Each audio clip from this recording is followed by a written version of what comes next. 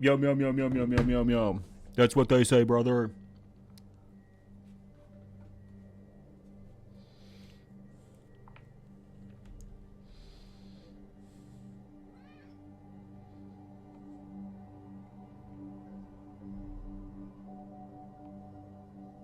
How secure is Linux really?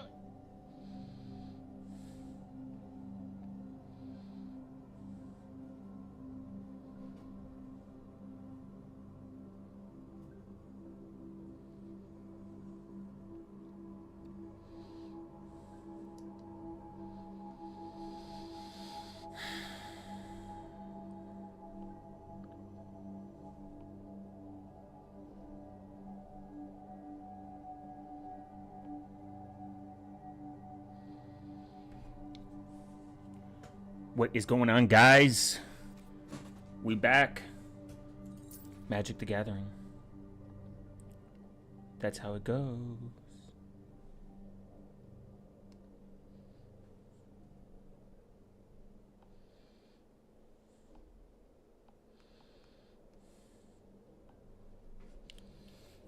It's hot. It's sweaty. Drinking beers.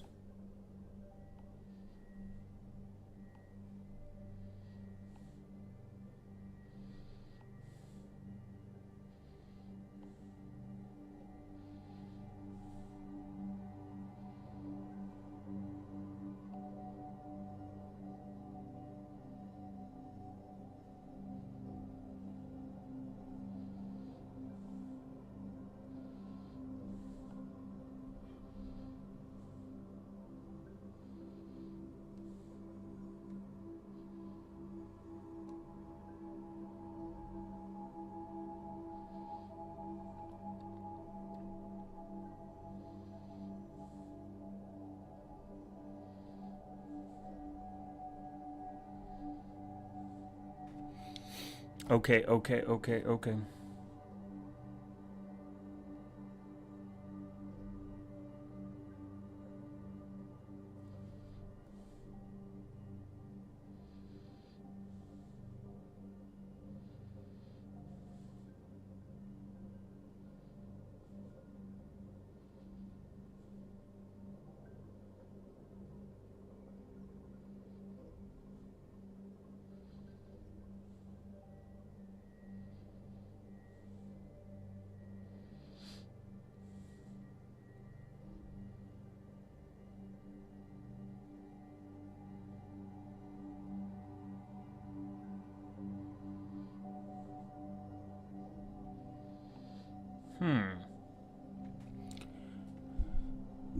You got packs to open. What up, B1? Where you been?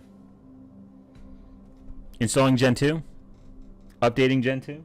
I do have packs to open. How dare you? So you were not here to inform me of the pack opening. I also got $12,000 in virtual game currency. Finally, woman with big titties and sword. The internet is restored.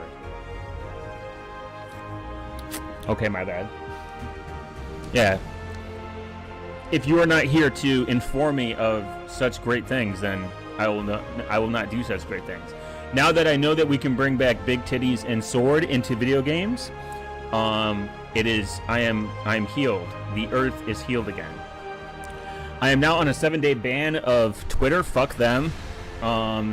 Remember, don't tell somebody on Twitter to KYS. It means kiss yourself.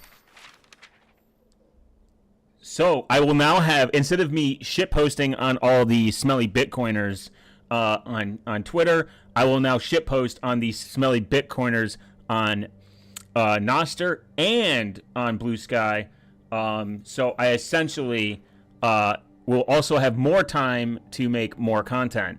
That is going to be the goal.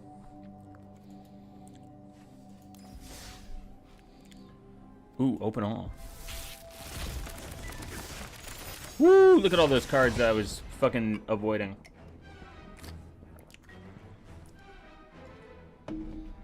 I realized I 3D printed some coasters and then threw them out by accident. Never 3D print something and ooh, what is this? A creature of flying that can be blocked except by a creature haste. Oh, nice. Legendary creature, zombie horror. Zombie horror. Yeah, this is a sick card. Okay, artifact. Equip creature gets 2/2 for each artifact you control. Is an artifact in addition to its time. Equip 4. Nice. Oh, nice. Based. It's a pretty big fucking drop. 4, 5, 5. Oh, I mean, but okay. I'm being a crackhead. Let's be real. That's a good ass card. So we're gonna build Iron Giant artifact creature. I could definitely get 7-drop. Villagers reach and trample. Nice. Based. Ooh, 2 of them. In command, it's a commander card. I had it partnered. I had it in the partner mechanic. Oh, nice. I've never ran a commander card. I don't think I've ever even ran a planeswalker. Store, we're gonna spend the cash. We're gonna stop being a fucking bitch. We're gonna spend some money. Get packs. 13,000. Oh, wait. We're gonna wait. We're gonna wait till I get 300 more Dolans. Wait, 700 more Dolans, and then we're going to purchase the 10 mythic packs, the better option. I could get 10 regular packs, or I could not be a bitch, or I could wait till I get 45,000. We could wait and get 45 packs, but by the time I do that, I'll be cucked. I'll be cracked. So we're gonna make a deck. With our new acquired packs, I'm gonna build it around some artifacts. We're gonna do this and this.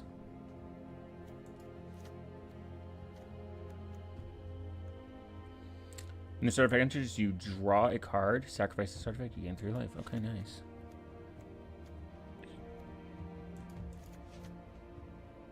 We're gonna have to get some land. Okay. Where is my man's Cloud? We just need 1. Well, in case he dies. Because you can't play 2 of them at once. Now we're going back to artifacts. This is a good card. Destroy target non-permanent. That's a good card. Yeah, we need that. This for the land, definitely. If I can get massive land, I can play massive cards.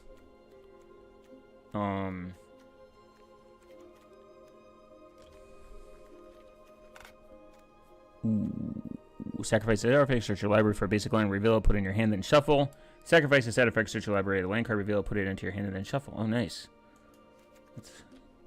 When this card enters, you may search your library for a basic land card, reveal it, then shuffle and put it in the top. Okay, nice. Yeah, definitely want to prioritize land. Iron Giant. Yeah, that's going to be a good card. The equipped creature has a base power of toughness of XX, where X is your life total. I mean, that'd be a good... Well, I could do a white deck based on life steal. I mean, yeah, I could get some major life out of that. Okay, some definitely good to have passivism to keep them on their toes. What is this? Equipped creature gets 3 persona, whatever equipped. Okay, yeah, another artifact. Where I think I got that one card.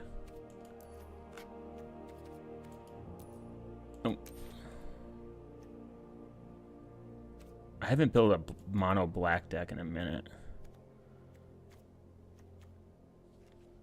Where is it? Equipped creatures. Did I already get it?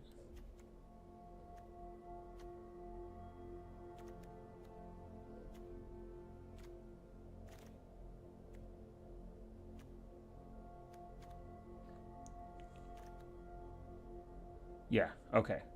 Wow, it's 6. It's a 6 drop. That's huge. Can I get another one? Yeah, I definitely need 2. Buster Sword. Okay, yeah. Going back to light. Definitely that. This gains life, so I'm gonna do that. Any life gainers? Get a third one. Like, you get one for each equipment you control. Okay. Anything with life gaining ability, quick, and then something, anything that. Ooh, that's good. Dazzling Angel. Yeah. Wait, does it give it? This creature gains headsproof indestructible until the end of turn. Equipped creature gets one that's flying equipped. Okay. That's a good one. That's a good one. That's a good gainer. It gains. Creature gets 2. This is the classic. Good card. When this enters, exile target creature and opponent controls until the enchantment leaves the battlefield. Anything, yeah, that gets rid of these fuckers. Hold on. I might be cooked. Any removals? Okay, no. I just need things that gain life and that are quick to drop too. Target creature none. When this creature enters, create a 1/1 white solo. Oh yeah. That's a 2-drop. Oh yeah, this one too. That's indestructible. Need some rooms. This is my favorite room. Always love it. Good card. So I have 72 cards. I'm gonna go 25. Artifact spells you cast cost 3 less than 3. Yeah, artifacts. Ooh, this is a good one to have. Good sorcery. And then whenever you gain life, put a 1. Very good for life.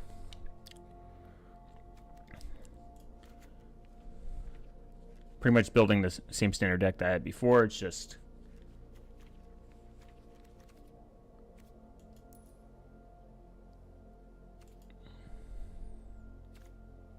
okay.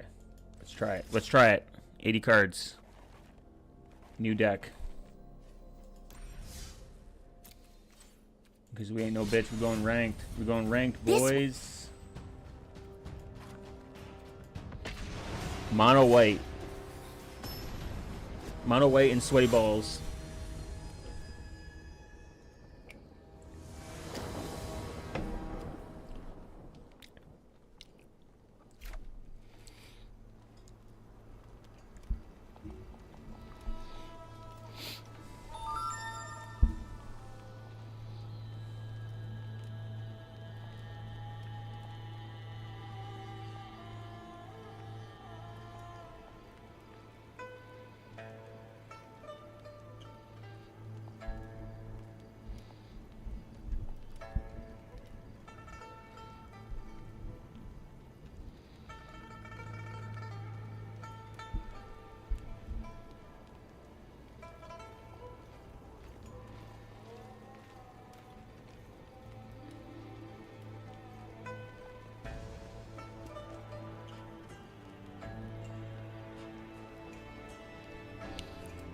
Keep this.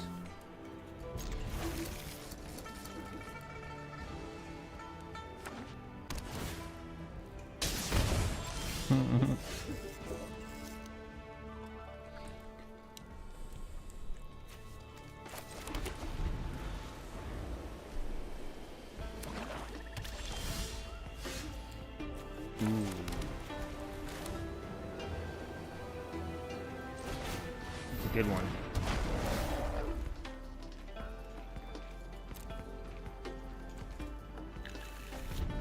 This will be good because, like, I know I'm getting a land. Like, once I get my land cards out.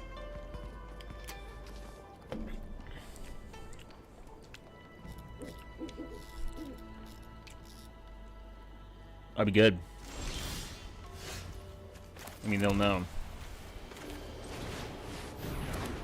I'm gonna do this one first, though.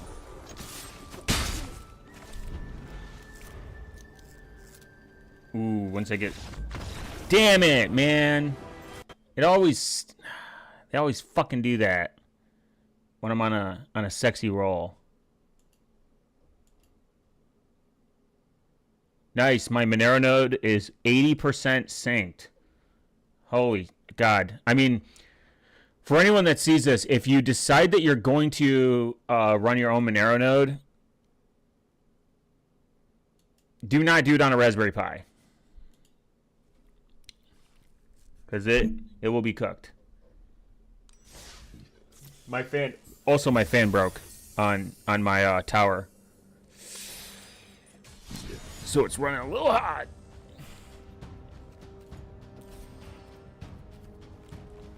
All right, we're going back. We're going in. I'm going in.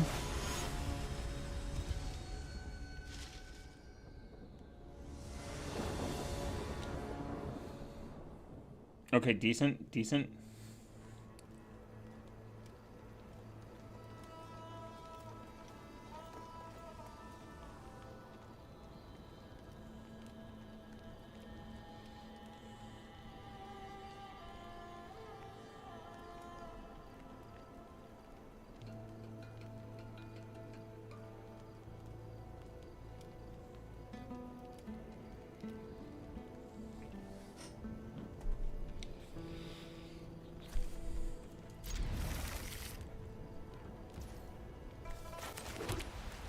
I'm gonna play this immediately. And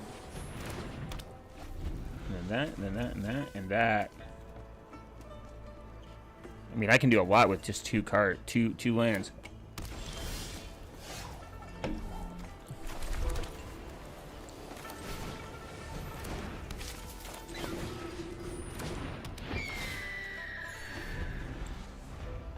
It'd be good to get this card out, though. If I could get Twin Blade Paladin on there fast. Ooh.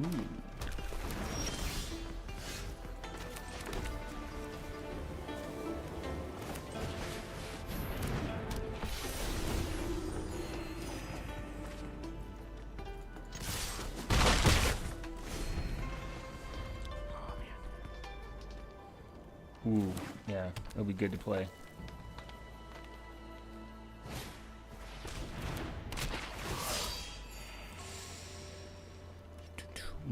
Losing precious metal. Damn it.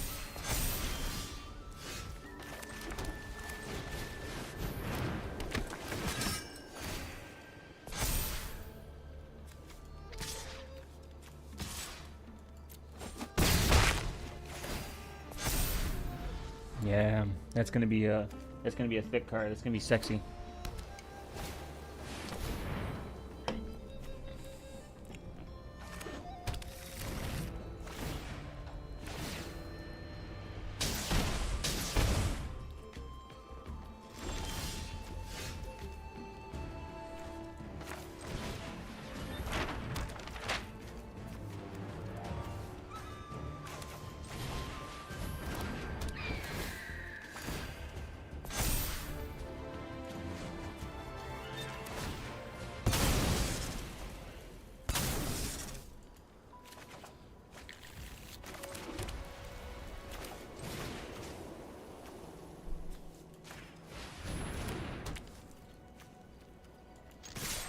That touch or anything? Nope.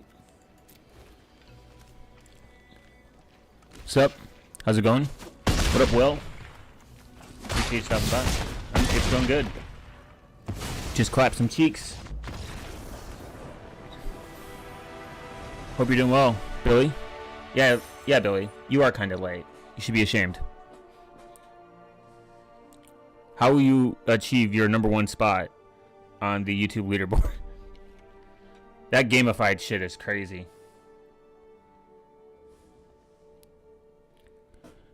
Oh yeah, you clapped some magic cheeks. I did. The cheeks were magical. It's opt out. Oh, you can opt out of it? That's crazy. Yeah, I don't know if I didn't know you could opt out of it. How will I know my top fans though? Right now, B1 has what is it? His score is 75 XP, and Will has 50 XP. How are they going to know that they can? I mean, we're one step away from a social credit score. It's going to happen. Yeah, I opted out of YouTube Gamify leaderboard #1. Well, that means that you were going to be #1. You feared that other people would be jealous. I got you. Too powerful.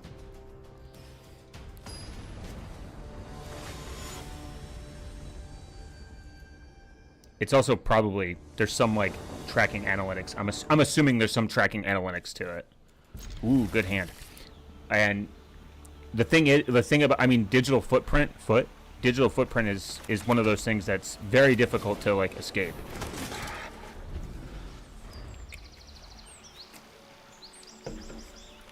I'm testing out some of those like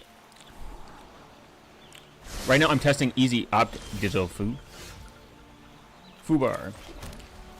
I'm testing out one of those easy opt-outs, one of the digital data brokers, and see like how effective they are.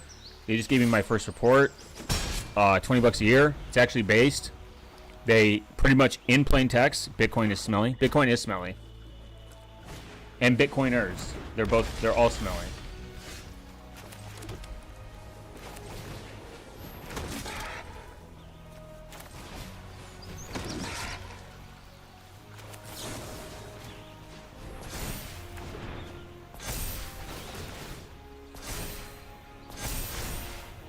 Oh shit, this is about to get sexy. Man, live chat is a mess on my phone. This is what you get for running the latest version of Android on a 2017. God damn, what do you have? What phone do you have?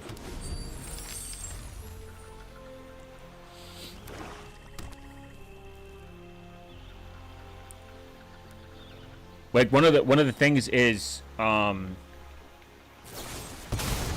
OnePlus 5. Oh shit, the last good OnePlus.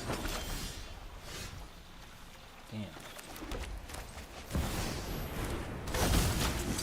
No land needed, actually. Let's see, what do I do? I don't know when I'm gonna get that again.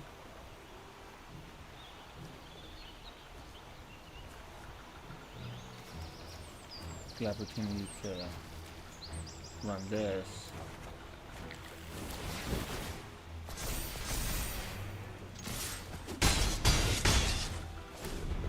What phone? My 2019 phone is locked in Android 10 and February 23 security.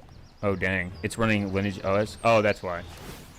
Well, RIP Lineage OS if it goes anywhere.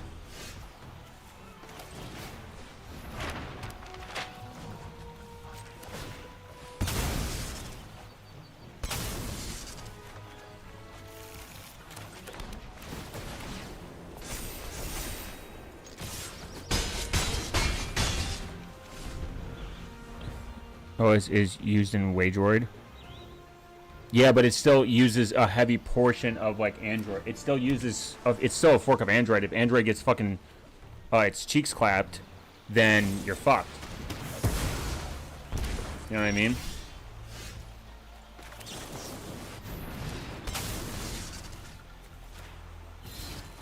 And it's Jover.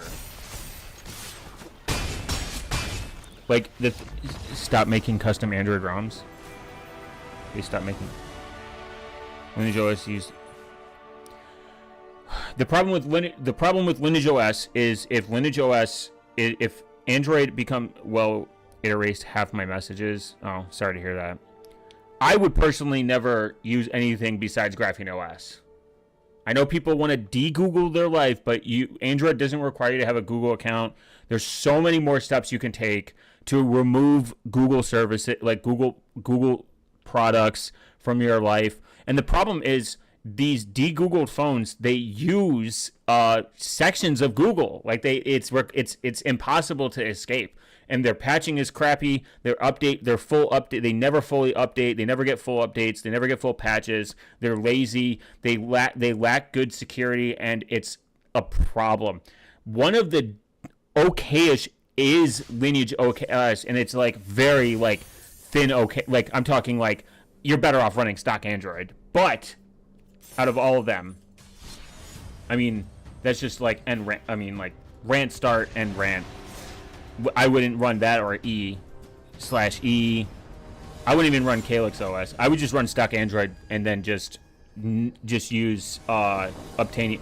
What I gained from, I would use the knowledge I gained from Graphene OS. I would just use Obtanium and just get all my APKs and all my apps just purely from the developer, and then very softly use F-Droid, very softly. It'd be like Obtanium, a Crescent, Obtanium, F-Droid in that order, and then Play Store at the bottom. If I can avoid it altogether, I wouldn't use it.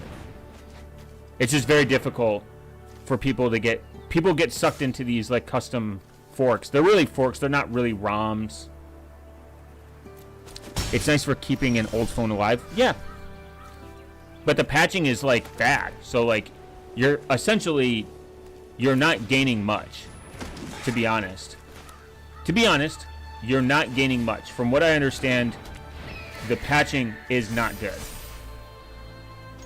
Like it's so bad, it's so behind or quarter patched or half patched and updating that you're essentially you're risking just running the phone in general. You should just use stock Android and get a new phone when you can afford it. I don't think everyone should have to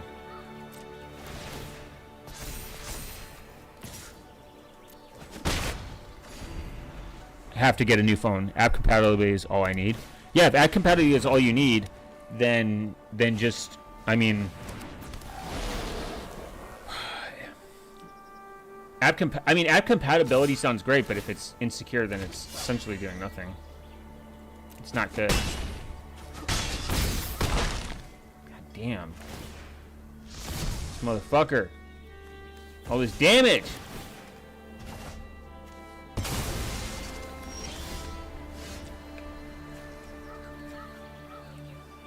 Alright, I'm cooked on this one. But if all you need is app compatibility, you can just get you could get a Samsung device. Samsung's S series is relatively okay in security. It's the second best. You just get a Pixel fucking like 8A or 9A for like $500. And you don't have to install Graphene OS, but if you did, it would be far better than running a OnePlus. Android x86. The issue is like the mobile. The thing is, a lot of people don't realize how insecure mobile devices that have poor patching and security, how terrible it is. Like if you just look in the news and see all the exploits that are just being ran, and is your like Android in itself is secure, contrary to popular belief, but phone vendors, because they control the updating and the patching, are not. So it's like it's a constant contradiction. I've considered switching to an Android VM and using a dumb phone. I would not do that. You're downgrading your SMS to insecure. You're downgrading to an insecure SMS. The dumb phone craze is actually pretty bad. You're better off just getting an Android tablet and putting an Android tablet, like a Pixel tablet, or just get a Chromebook. Chrome OS is surprisingly very secure. You're better off just getting a Chromebook. It uses Gen 2, by the way, Chrome OS. Getting a Chrome OS, like a Chromebook, Gen 2, and then just putting Signal on it and not using a dumb phone. I mean, if you want my opinion that no one asked for, Dumb phones are stupid. They're overpriced, and they use SMS, which is in itself insecure and not good. The further we can get away from SMS, the better. Like, honestly, most telecom providers right now are compromised. I mean, if you're just following Salt Typhoon like thing, and that's how most people get phished. They get phished through insecure SMS. Their telecommunication provider has been compromised. They steal your 2FA codes. They hack your accounts, and everyone's like, "Oh, I have nothing to hide. I have no problem. It's just my bank account, information." And someone's stealing my $1,000 on draining my bank account. That's all. That's the problem. Is dumb phones are awful. You could just achieve a dumb phone with Graphene OS. I know I sound like an elitist, but I don't know. It's just I've looked into the pros and cons and preferred 3,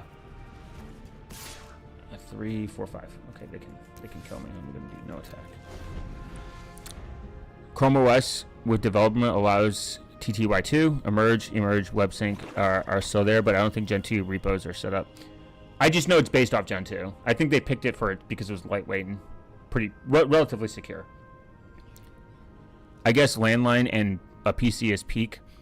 Yeah. And the issue isn't just because of SMS. You have to understand the issue is because the banking providers, these applications rely on SMS authentication. We haven't gone if SMS authentication as 2FA did not exist, I would agree with you wholeheartedly that you could use a dumb phone if all you did was make calls and texts, and there was no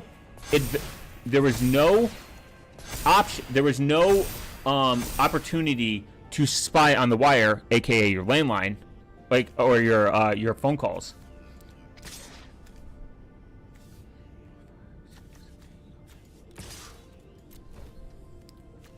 But because that is a possibility, and it is increasingly getting worse,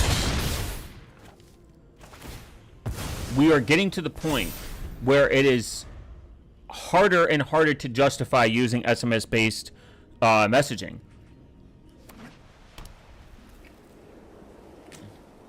That's why, again, I think the dumb phone idea is just a waste of money.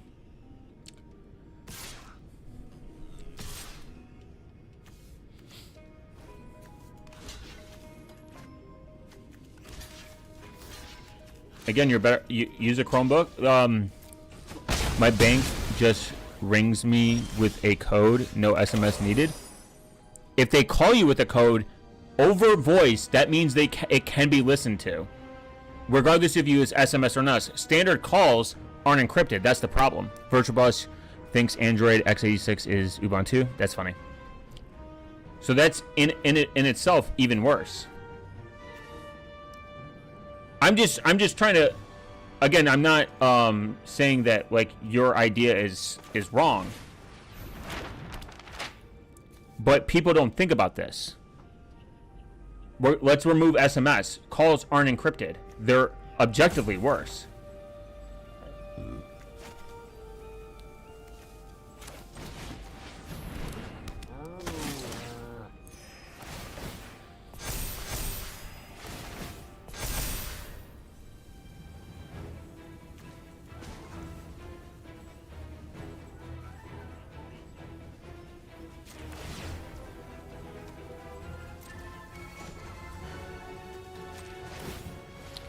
But the government has my bank anyway. It's not if the government has your bank. It's not the government you got to worry about.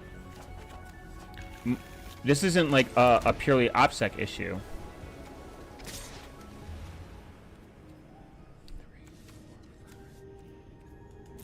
The issue here is that when nation threat actors get involved,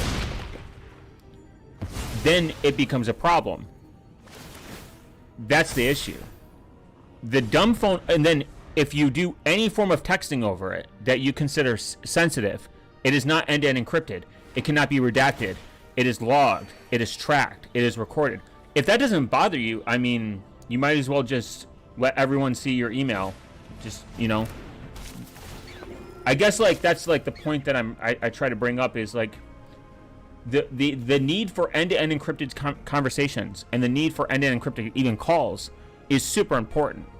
Like, people may not see it's important now, but the importance is, well, what if in the future something you send over regular SMS, aka dumb phone, and everyone knows it's you, isn't considered, PC friendly, or if the government finds it illegal.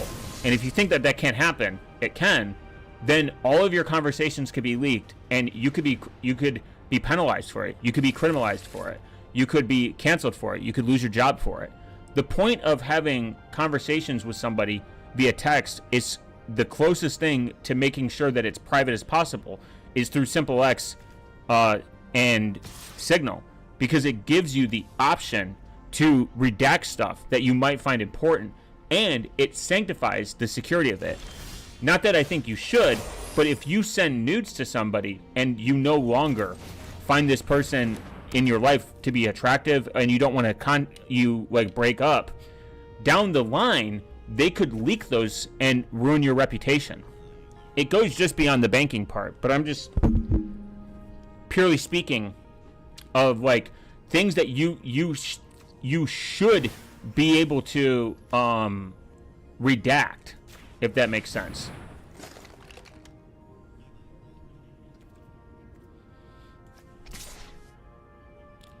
Six, 7, 8, 9, 10, 11, 12, 13, 14. Okay, we're gonna do no attack. And that's kind of like my point. Like, it just goes beyond like banking. I just think that that's the part that like generally gets under people's skin. They're like, well, yeah, of course I don't want someone to just fucking steal all my money. But I think the other part is the fact that you fundamentally have stuff that you probably don't want the world knowing, that you text people, like a loved one, a family, a friend, that you might find very important, that you don't want someone to see. But you don't have that option with SMS. If you delete it, the other side doesn't delete it. Like, they don't have to.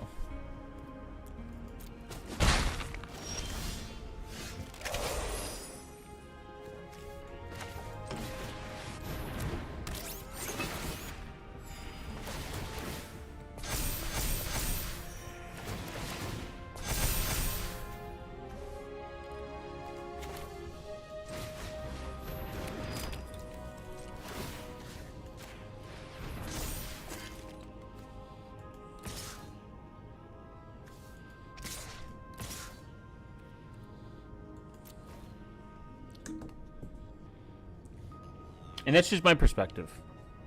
Like, when I conversate with people over, like, when I go on like dates or anything, like, I fundamentally will not give them my actual phone number, and if they want to continue the date afterwards, I will not talk to them over SMS. I will only talk to them over a secure form of communication. Bold of you to assume that my family listens to any of... No, it's not about if they listen to your privacy recommendations. It's the fact that you might be having a very private conversation in your day-to-day life with people that you do not want to be public, and you shouldn't have to walk around eggshells having a conversation.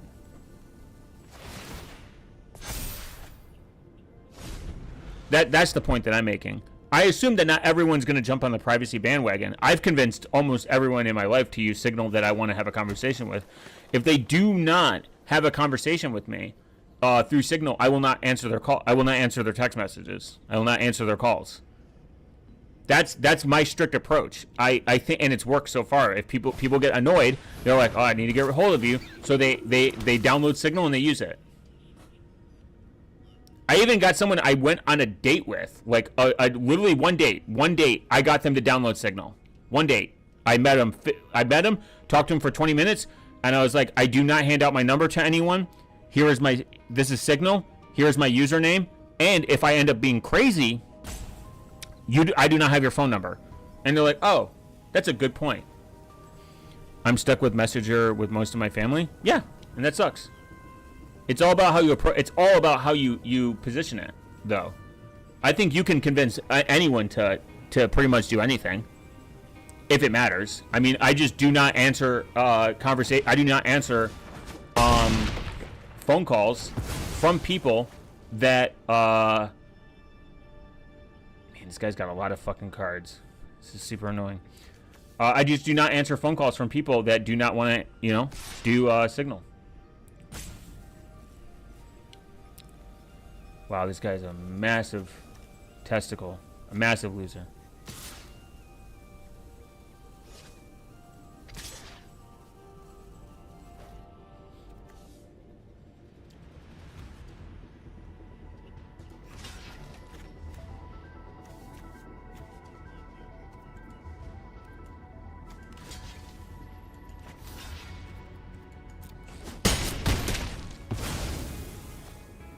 One last bitch. I need this guy to get trampled.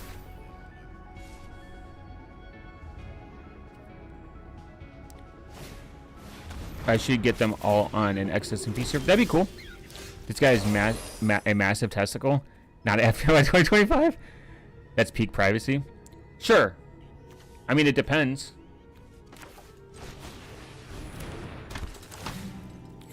What's your number? I have Signal. Fuck you, Jed. Cooper, I'm not. I would never give my number. I'm not retarded. You already have me on, like. You already have me on fucking Discord. What you mean? No attack. God, this guy's a massive testicle. I would share my. I mean, if I had a separate Signal for my username, I'd be fine. I assume him. Also, message my family through Messenger, but then Facebook asked for ID and everything, so I just switched to email and Viber. Yeah, for real. Why the fuck does Facebook need my ID? I tried doing this a couple weeks ago. About a week ago, I tried getting an anonymous phone number. Absolutely fucking ass. If you wanna learn about that headache, just read my blog. Absolute cancer. XMV equal Discord. Dude, I have to appease to the masses. I'm on fucking YouTube. Suck my balls. I'm on I have an XMPP server. I have a fucking Discord server. I have an Element server. I have every server under that you can think of, because I need to appease to the masses to switch them to private, like more free and open source software. I'm on YouTube for a reason. My preferred method would be that privacy is so good that I do not need to do this ever again. That would be peak. 9. Oh god, this guy sucks. IRC? I haven't set up an IRC server actually. I should. Am I an IRC? I might be. I don't know. There are certain ones that I have, like, I just do not interact with people enough that, like, I don't think that they even know it exists. I might have an IRC server and just not know it.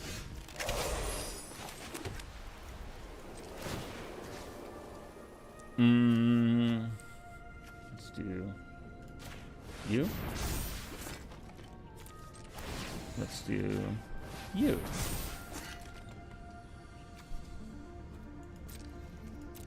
No attacks.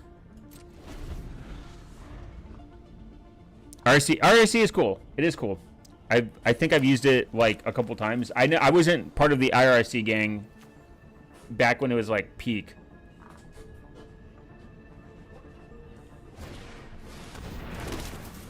Man, this guy sucks major dick. I hate him. He just keeps gaining rabbits and balls.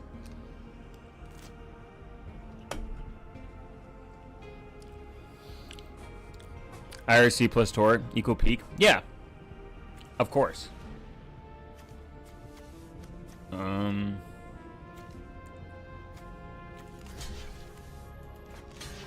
1, 2.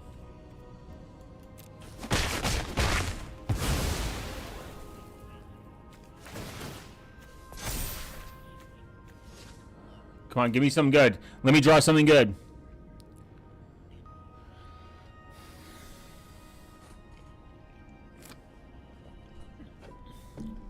Yeah, IRC is cool.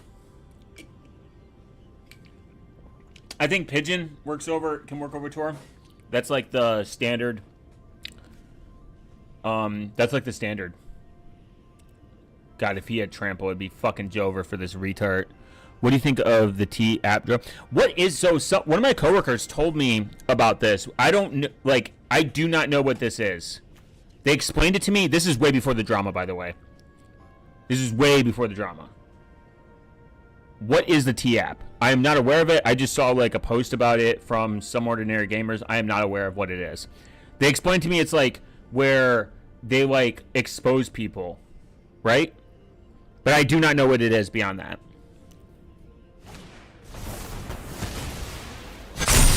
Balls.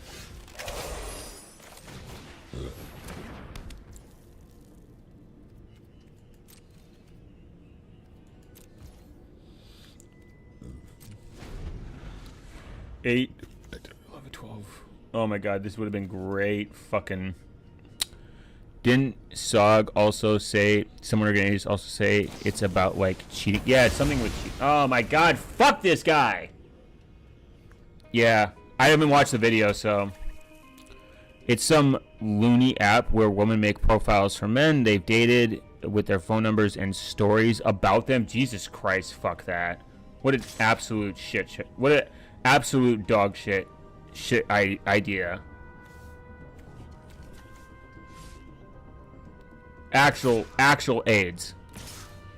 One of the comments on that video was about the T people making a men version and then it got removed. That's AIDS. That's actual ass. What a retard idea. I thought it was just like, I don't know. I don't know what to think.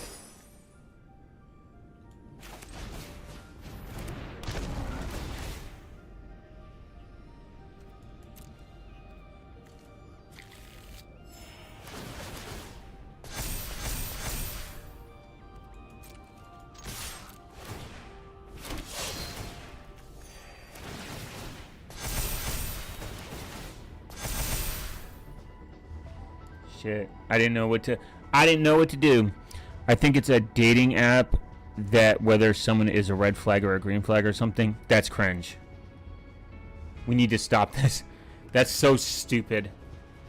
What an awful idea too.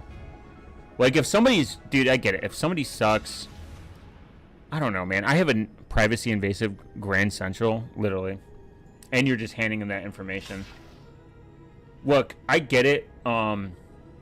Dating's hard. It's really not that hard. I think people are exaggerating on it, but dating sucks in.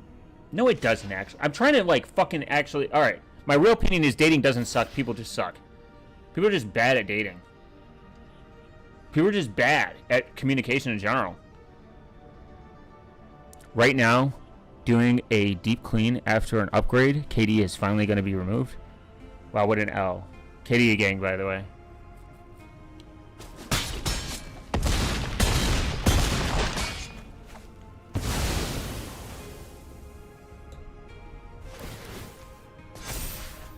Alright, I can't. This match is going on way too long, actually. I've never used, I don't know, never used a dating app, so can't relate. I think people shouldn't use dating apps. I don't think there's an excuse to not go out and meet someone. Just meet someone normal. Hold on. Let me rephrase this. Be normal. I'm a DWM river guy. What the fuck? I don't know what a DWM river guy is. But, wow, that was a really long match. That was like painfully slow. Be friends with someone. Yeah, just be friends with someone. Look, if Jed Cooper can get a fucking wife, guys, you guys can.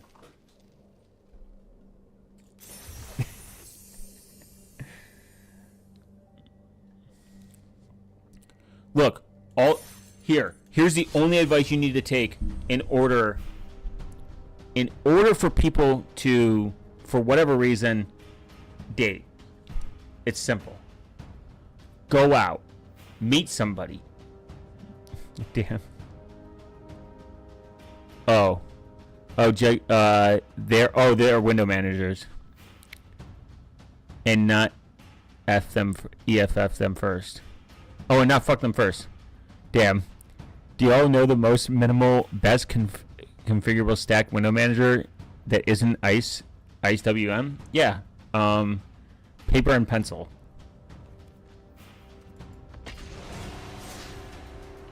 Look, this is all you have to do to meet women.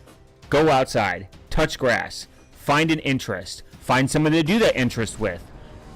Talk to them. Take this interest with them, and then go on a date. I'm into the dynamic. Sony wouldn't know. After you talk and you go on a few dates with said interests, you ask them to go on more dates, and you do that for the rest of your life, and then die. It's simple. You like rock climbing? I like rock climbing. Let's go rock climbing together. Damn, where was this when I needed it? Damn, where was this when I needed it?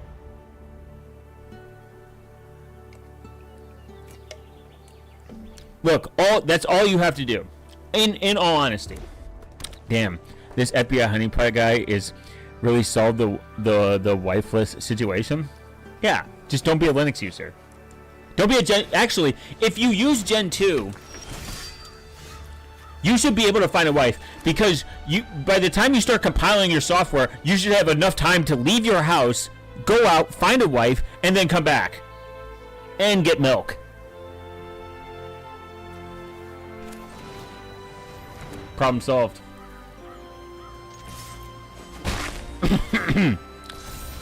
I don't understand actually the love for window managers. I just do not like them. I tried. Good thing I use Fedora. That's true. If you use Fedora, you get no bitches. I remember I did a short that was like where I threw Fedora in the trash and I got extreme hate for it. God, fuck this. Absolute fucking loser.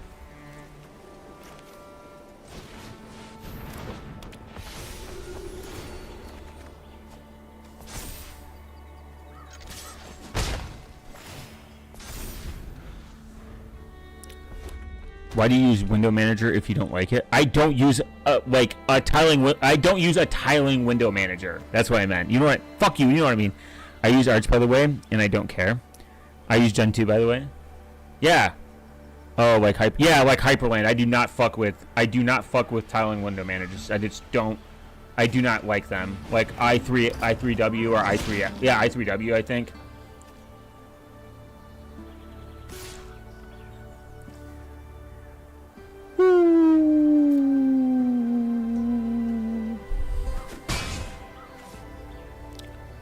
Yeah, i3WM.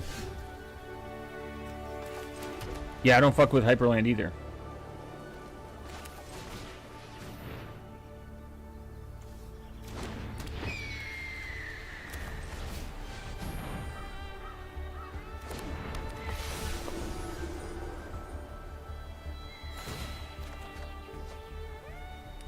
Balls! He's gonna be so strong. IceWM, i3M, if you don't like it tiling.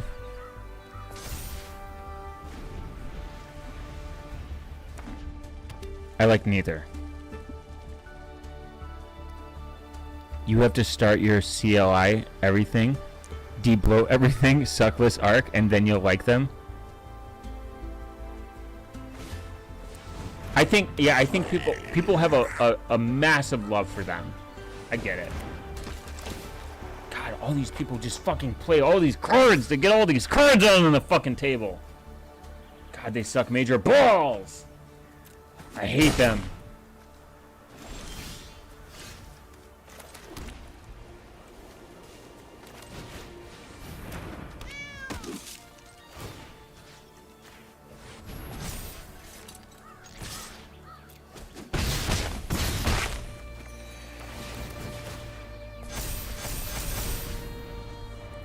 It's fun to use them. I'm right now deep loading my Gen 2 system of KDA and old versions. I'm in my arc right now. I have been for almost years. So never played the game is similar to Heart. Oh, yeah, it's very, kind of. It's Magic the Gathering, so yeah. I've never played Hearthstone, but I didn't understand the love for it. Arc bad. Okay, who does the most damage? 1, 2, 3, 4, 5, 6, 7, 8, 9, 10, 11, 12, 13. Yeah.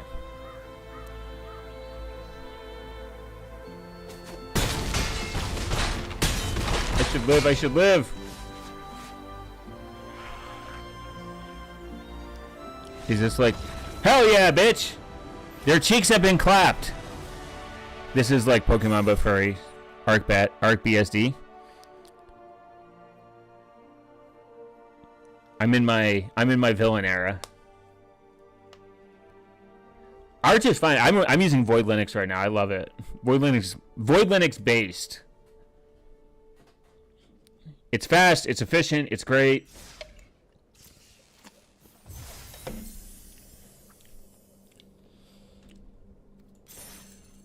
I don't have... Now, if I could find a... Void. Arch.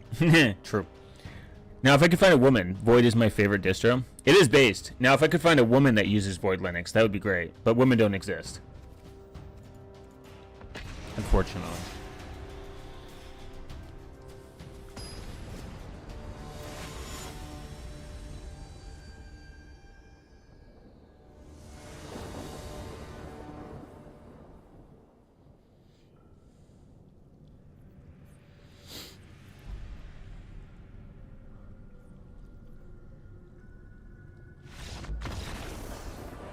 And they quit. I was so powerful.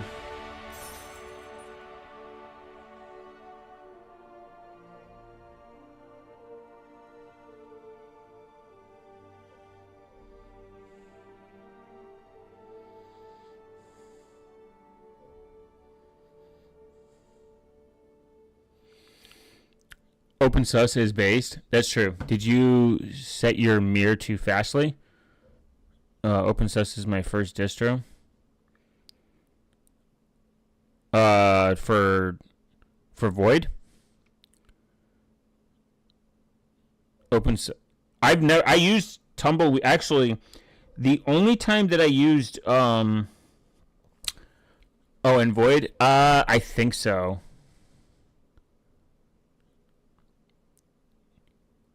Maybe.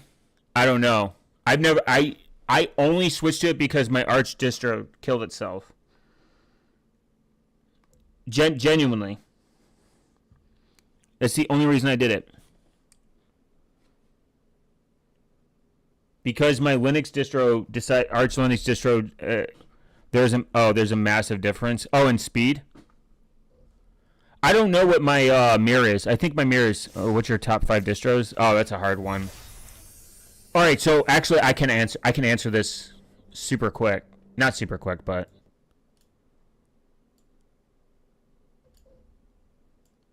I can answer this. This is a great question. You should be an interviewer.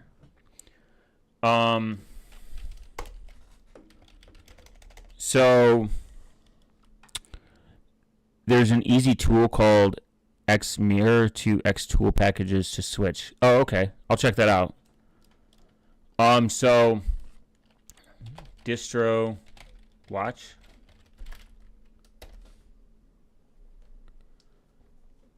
I can tell you my five top favorite Linux distros. The based ones. The best ones. So OpenSense, Open Based, BROS, BROS, nice.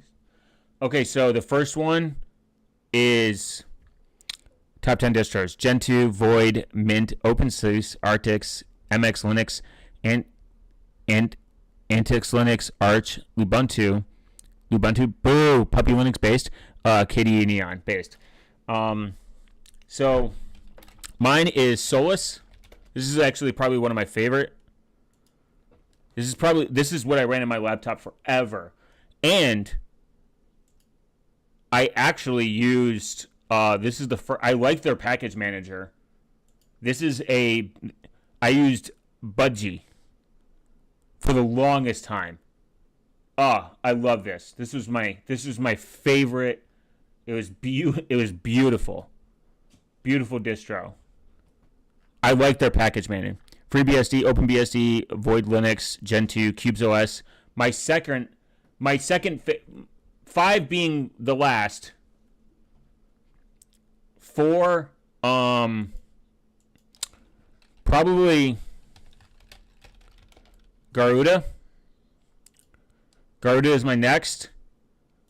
After that is, I'm gonna get hate for this. Parrot, loved it. I like Parrot more than I like Kali Linux, and it's based on Debian, and I fucking hate Debian. I hate Debian, like I really do. I do not like Debian. Element.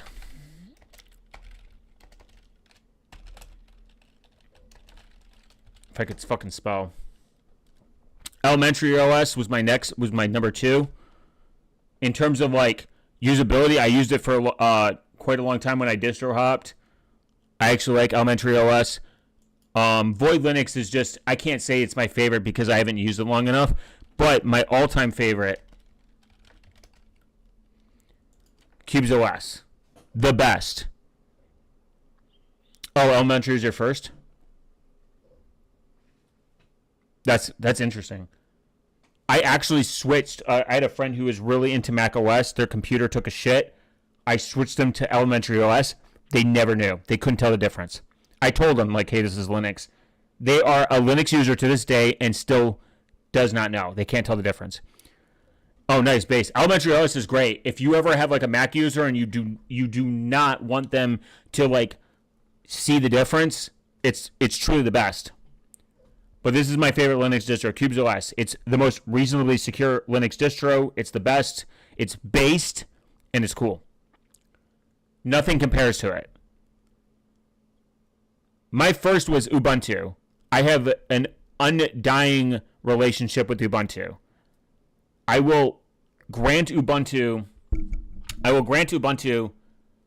the love because it got me into Linux. And then after that, it can go fuck itself. Ubuntu is like a bad divorce. Like, yeah, it was sexy at first, but then it became unsexy, and then I hated it.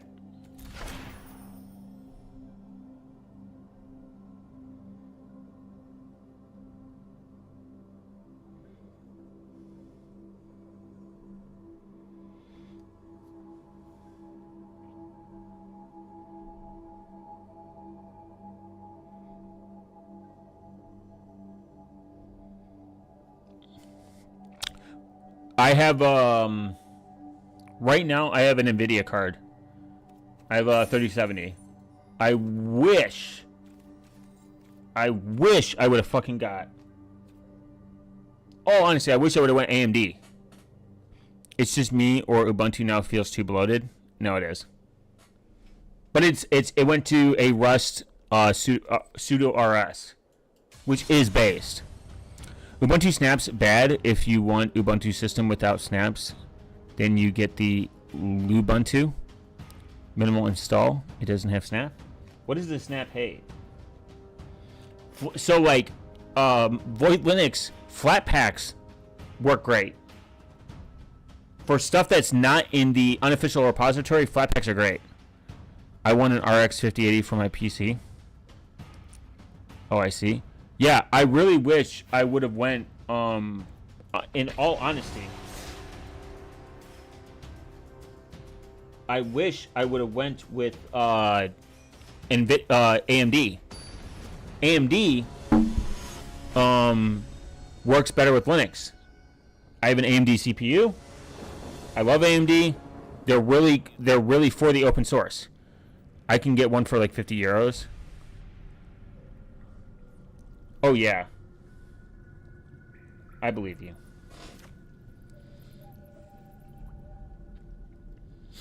You can get, like, AMD cards, like, really good. Like, really, like, very cheap. But I literally need my GPU to take a shit. I mean, you could buy a better card than a RX 50 with the same price these days. You could. But the thing is, I need my GPU to take a shit before I even think about getting a one. I do not like e-waste. If I decided in the future that I really wanted a new GPU because I really hate AMD, I would just sell mine. I would sell mine to somebody that is in need. For Monero, preferably. NVIDIA makes bad baby oil GPUs.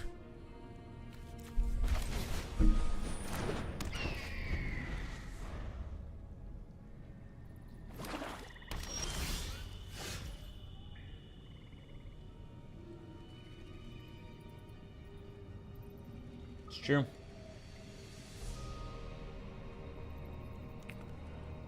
But the thing is, like, NVIDIA is like, it was, at the time, it was almost only option where I wasn't getting raped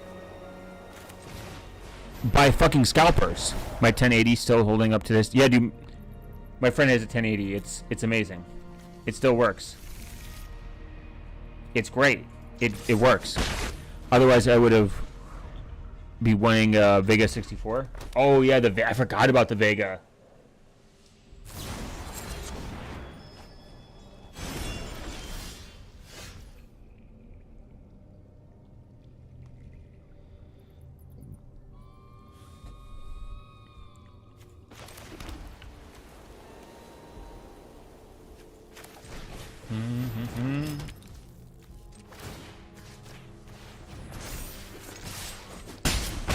There are 50 series that have less VRAM than 30 series and struggling to compete without DLSS 420 upscaling. Oh, don't even get me fucking started on DLSS. So the new Doom game literally and figuratively, thoughts on 8 gigs of VRAM cards. I have 8 gigs. I'm fine. I mean, I can play Doom. I can just not stream with it. But that's because Bethesda, the cucks they are, literally fucking didn't optimize the game. Damn, fuck this dude.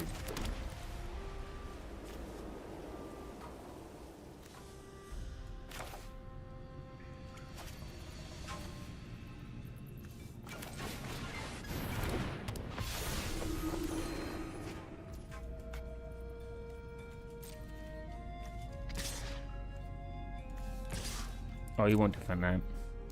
The RX 58 is 8 gigs. Yeah, I have a 37 that's fucking 8 gigs. I mean, RAM, like VRAM isn't like the whole fucking thing, but I mean, obviously it helps. The only Doom game without any of John Kramick help. Yeah, the Middle Ages. I have the Middle Ages, and it will. Some people say that it should be able to run and stream on 8 gigs of VRAM, but they fucking didn't optimize it, and DLSS is like being forced or something. It's literally fucking shit show. The only thing I can say about the new about Void that I had a problem with was getting Steam to work, because it requires 32-bit applications, and getting that to like fucking it took me a minute to get that to work. That was kind of annoying.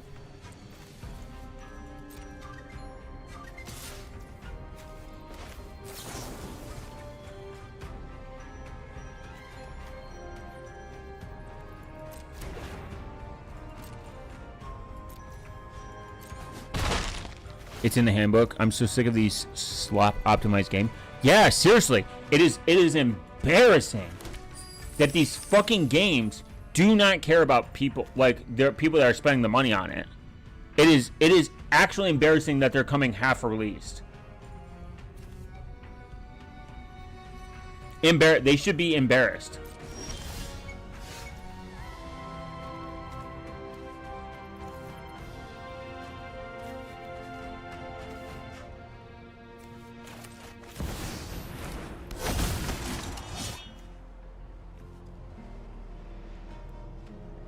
I'm gonna do that.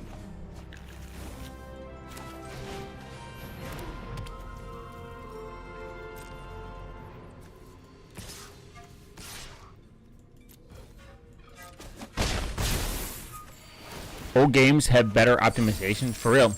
90s Doom worked good on 1993 computers, and new Doom, probably not developed by ID Software, can't even run on early 2020 hardware without AI shit for real. The DLSS requirement is an absolute fucking shit stain requirement. Like, they want you to be on the most updated version of your graphics cards. They want you to enable DLSS, which is dog shit. There almost is no excuse for this at this point. And you are handing these fucking game developers $70. When I get an RX 5080, I want to finally run Crysis maxed out.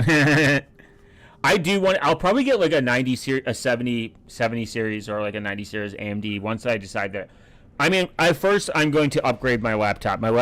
But again, this could be years from now, because like my laptop has to take a massive shit before I even think about getting one. But my laptop will come first because I use it quite often outside of like here.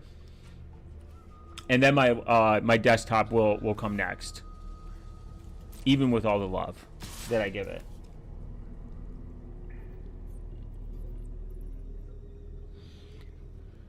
But if I ever decide to sell my 3070, I will sell it for Monero, because I think that would be the coolest thing to do.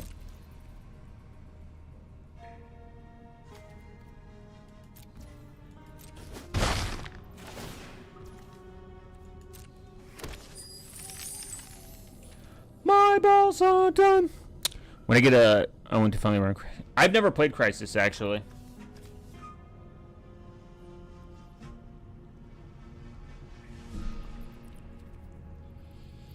Alright, just quit, bro.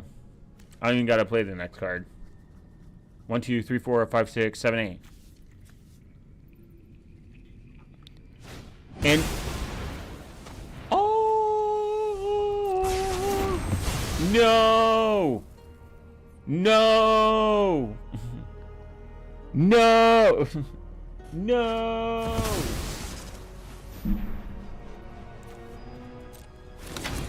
Okay. My turn. It's over for you.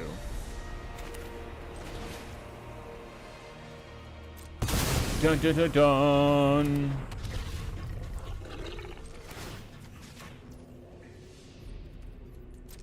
Dun dun dun dun. Ba-da-da-da-da-da. Thoughts on the new UK? Oh, Jesus Christ! Don't even get me started.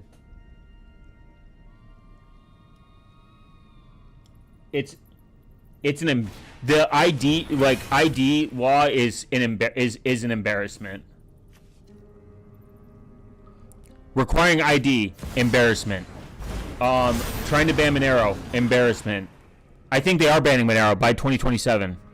Don't they force that shit that's supposed to be encrypted not to be? Yeah, embarrassment. So Blue Sky is now requiring ID. Essentially. They're essentially requiring ID.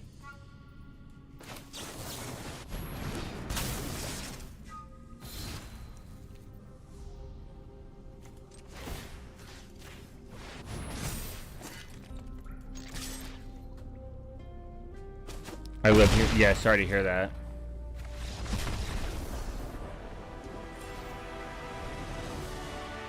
You should probably move out of the UK. The UK...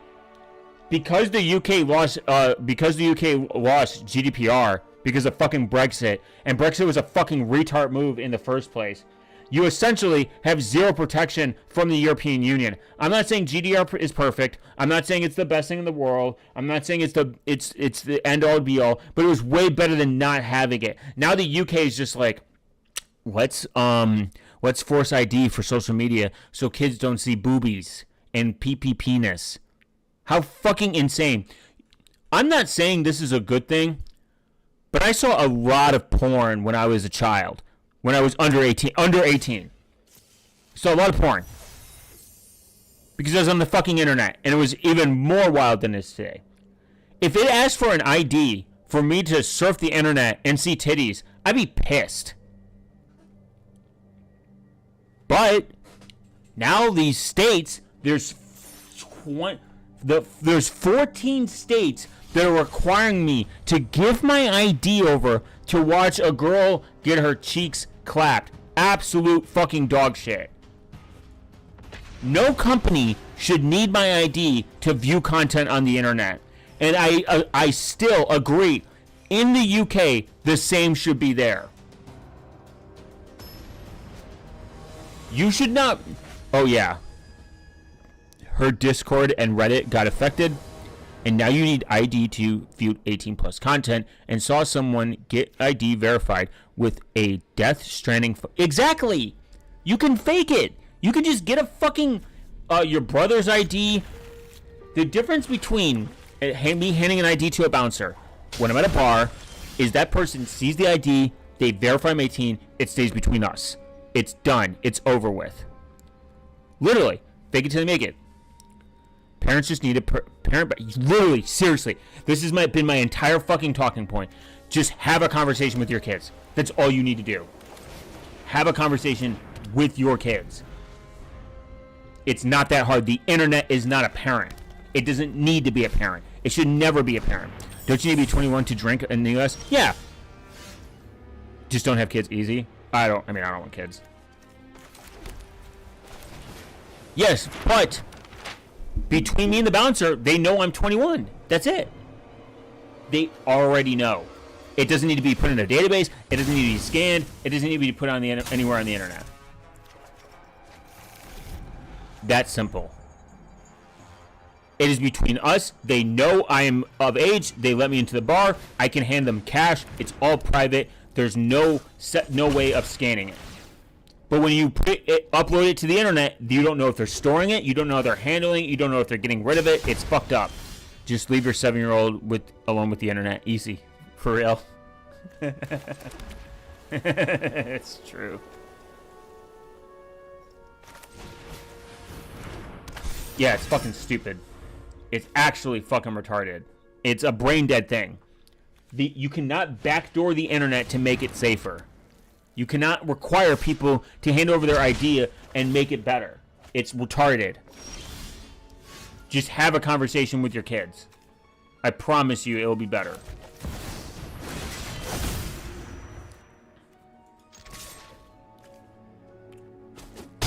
Albert gets it. Albert gets it. Albert Steiner.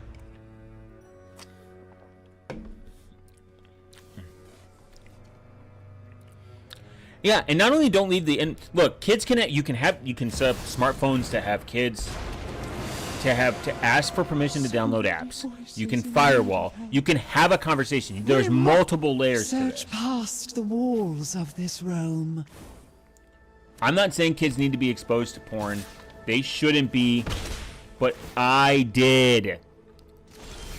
And I found a way.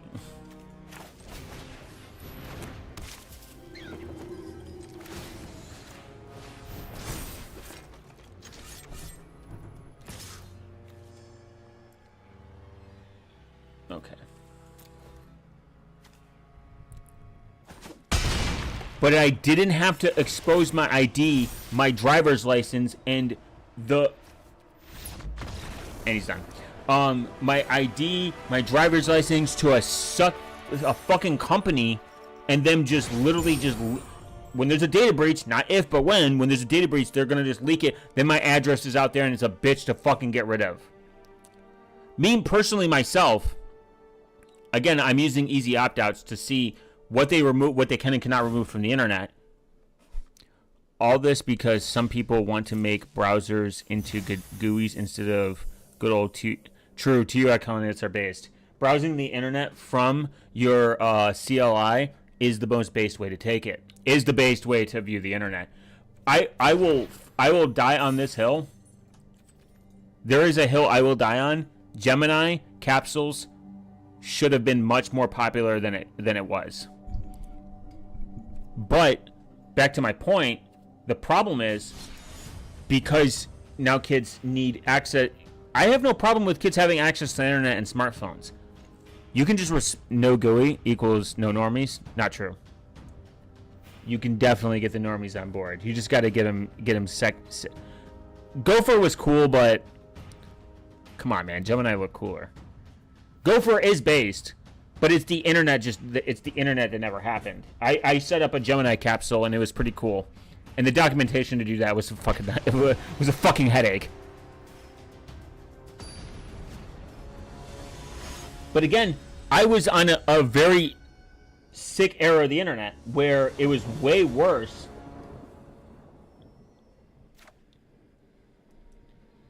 But it's not like my parents didn't have a conversation with me at a certain point and be like, hey, there's people on the internet. You shouldn't talk to them. You shouldn't meet them in person. And you should never give any personal information over the internet. And I took that to heart.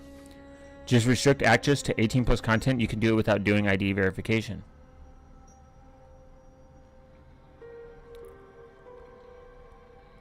No, because then you're restricting freedom. I don't think you should restrict access to 18 plus content, because then if you do, if you have a, if you're referring to like covering it up and you have to click an extra button to view it, then yeah, I have no problem with that. That's done already now. But if you have to verify away, I find Gopher's file structure more Unix-like. Gemini feels more like stripping down HTTP. Gemini just looks cooler. I don't know. I just liked it. Gopher was cool. Gopher was cool. But I think they're both dead. I think they're relatively both dead. I don't think that they're a thing anymore, unfortunately.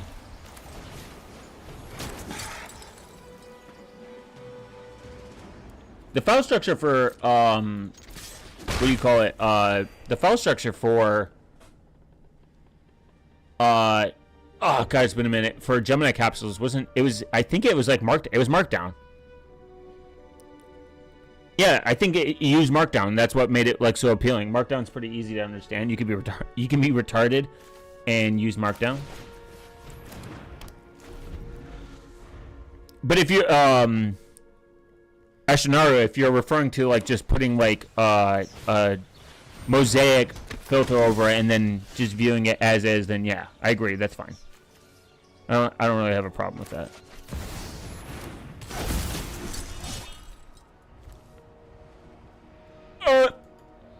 This is gonna be sexy.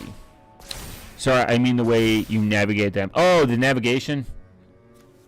Oh, okay. That makes sense.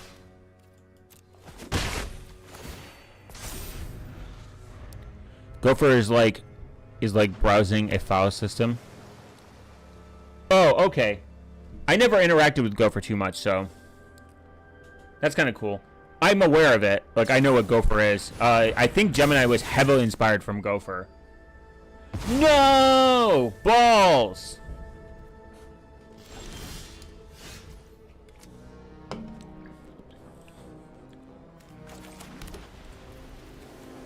Like the moon, just let my balls consume. Do, do, do, do, do, do, do, do. You should say it. You should try. I should. What's the first game you ever played, and how did you get into game? First game I ever played. Oh, that's a good one. That's hard. I'd have to think.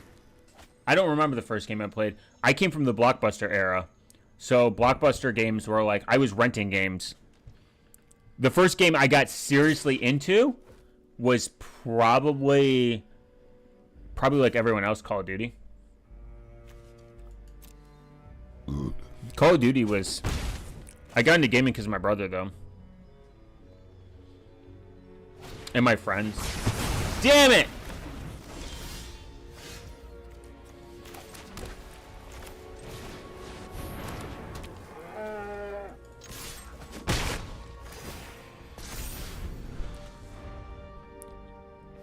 I can't... maybe the first game I ever played was 3D Pinball. I guess does that count?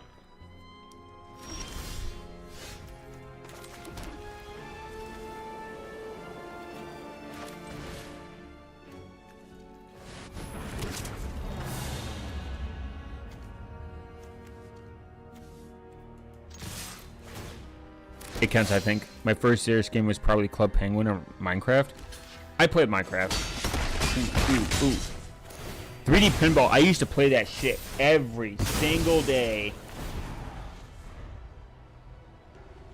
Every single day. Nice stream. See ya. By the way, there's a decompiled pinball for Linux on FlyHub. Of course there is. Thanks, Billy Jenkins. Appreciate you stopping by. You have a wonderful day.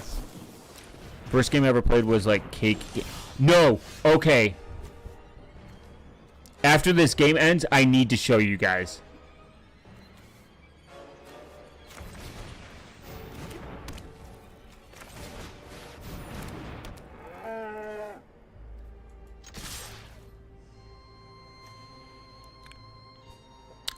I don't know why the cake game reminded me, but there's a very specific game that we need to talk about.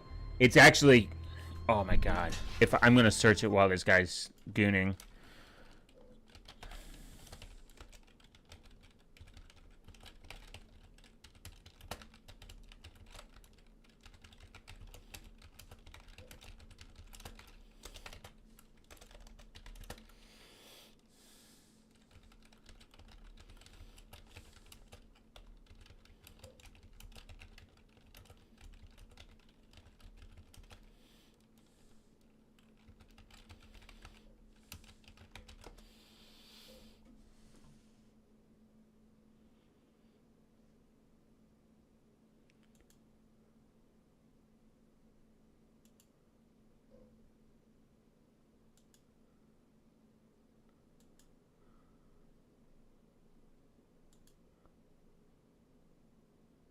We're going to pull it up. No worries, guys. We're going to pull it up. No worries.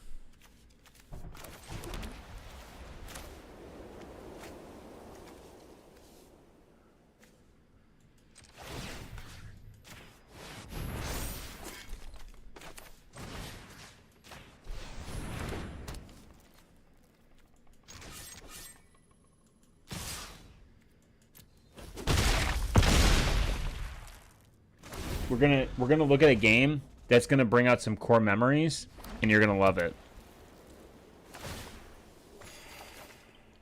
The wise heed my advice.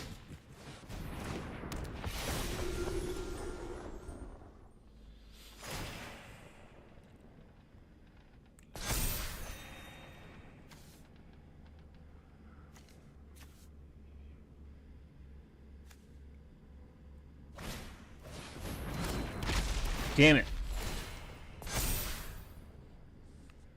Rip Flash games.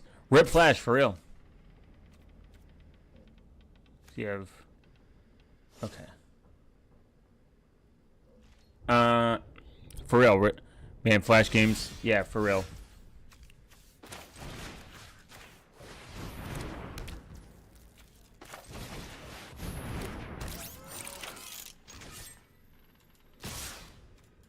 And it's over. Okay. Get ready. You're about to see a true passage of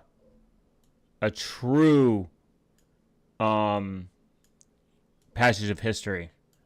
This fucking game. Dude. Oh, I'm at 80% for my Monero node. Nice. This game gave me fucking anxiety. Cause fuck this bitch. Papa Pizzeria? No, I think this was part of the Papa Pizzeria. But you had to fucking, for some reason, they made the food look real. But they did not make the people real. It was crazy. Everyone remembers this game. Everyone. And everyone remembers how much this person sucked. But I don't know why. It taught you like fraction. It was like something about fractions.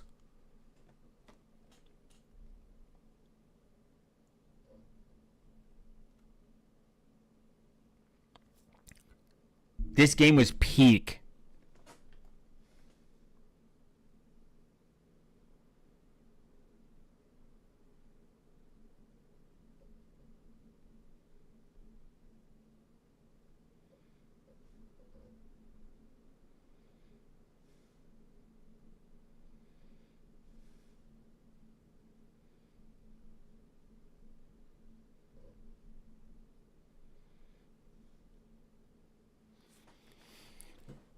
Now, the memories, good time. Yeah, truly a good time.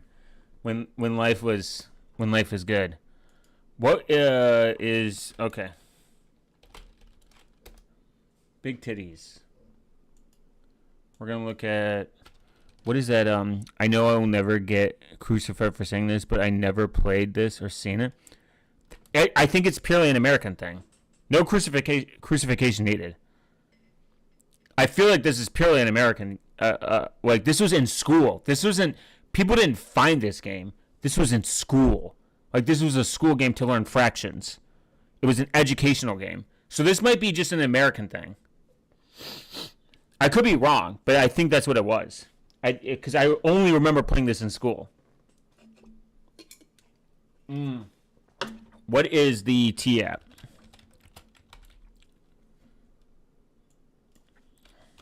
No, I'm from Asia, and what? Okay, never mind. It is a core memory across the world.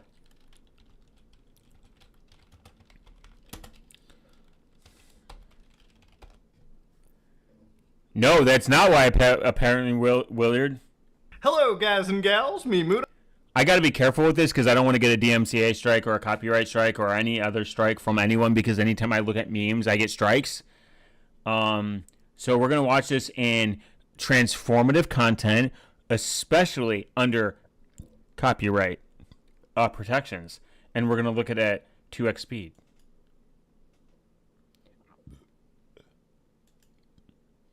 Because that will protect me, right, guys? I'm sipping on a good old cup of coffee, ladies and gentlemen, right here. Because I will admit, there is a channel called, what distro do I use? Right now I'm using Void Linux. So funny enough,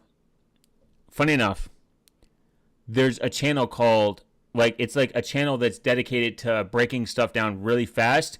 Like, it'll take, like, Mudahar has this habit of making a 20-minute video. Make sure you pause every 2 seconds and share your opinion. Correct. I just need to pause every 2 seconds and share my opinion. And then I will be protected against the overlords of copyright striking. There's a channel that pretty much explains everything in like 30 seconds to a minute. I can't remember the channel name, but some people have pointed out that Some Ordinary Gamers, Mudahar, even though this isn't his full-time job, he literally and figuratively will take... Oh, yeah. I think there's a channel that shortens this. Yes, that's what I was talking about. Mudahar takes 20 minutes to explain something that should take 5 minutes. For what? I don't know if it's for watch time. This is something that people have pointed out, and I do agree with him. Sometimes when I watch something of his and I get a 5-minute rundown, I'm like, oh, that really could have been explained in 5 minutes. Here this fine morning, and I do agree. I appreciate his investigation journalism. Bubble Brian, I think.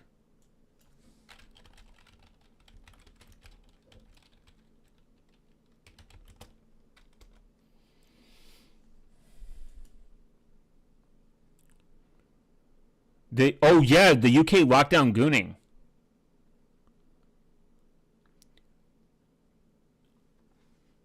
Saving you time for more important things in life. So he hasn't done the T yet. The channel is called Bubble Brian. But as of July 25th, prevent children from viewing adult content. Any sites with adult content in the UK must age check their users or face fines of up to £18 million. While certain affected sites are obvious, some are less so, like Reddit and Discord, which now require photo or ID verification to access 18+ sections. However, many are against the change, not wanting to give out their info and potentially have it leaked, and seeing it as a parent's job to restrict what their kids view. Additionally, some question how robust the verification is. Look, I like getting the whole story sometimes, especially when it's sensitive. But I do not think you should stretch a video by 20 minutes for something very simple. I do have a problem with that. I think that you are just time gooning where you're trying to get the highest watch time because you know it's going to make you the most money. Now, Mudahar says that this isn't a full-time job, but he's monetized, so he could say that whatever he wants. But the longer the video, the more ad revenue you get. So you could say it's not your full-time job, but if you are monetized, and you go beyond that 8 minutes, you get paid more. So clearly there's Like how someone a got photo reason verified on behind Discord with it. Death Stranding 2 using the photo mode to show the correct facial expressions, or how one could bypass the verification altogether with a VPN, like Proton VPN, which saw 1,400. 1 second.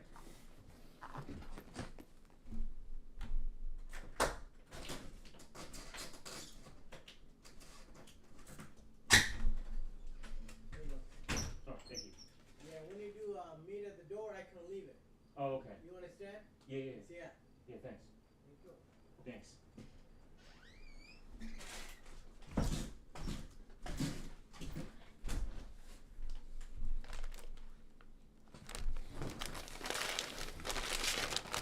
So now I am aware of these channels now are popping up. They're like, of course. How did this man know?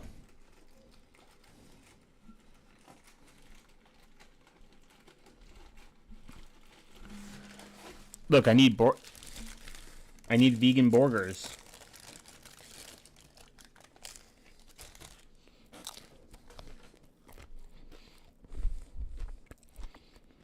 100% increase in signups in the UK. A petition to repeal the act has already reached 100,000 signatures, meaning Parliament will consider the topic for a debate, so we'll have to see what happens then. That's Under a Minute. See you next time. Wow, it's over.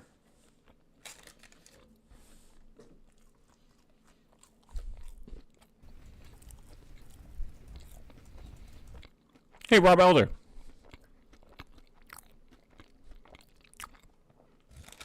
Oh no. My opsec has failed. Or my mic's just really good.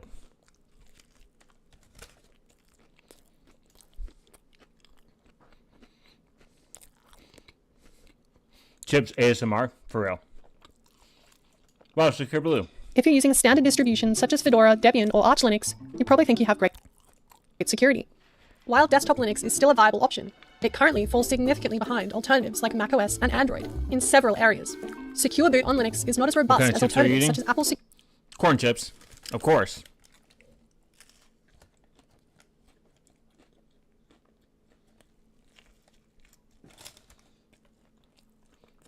And guacamole. Secure Boot or Android's Verified Boot. Secure Boot prevents persistent tampering by malware and evil-made attacks. While it is present on some Linux distributions, it doesn't offer the same level of protection compared to Windows or macOS. Strong sandboxing for apps on Linux is Me watching YouTube, watching YouTube. True. severely lacking, even with package formats like I'm gonna be a top Twitch streamer. I'm just gonna react to React.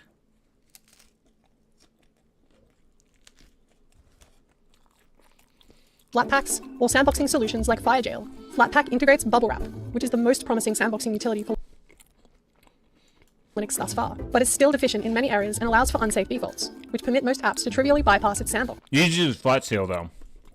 While it's true that Linux could improve its support for secure boot and sandboxing, it's important to remember that the Linux desktop has never had a strong focus on security.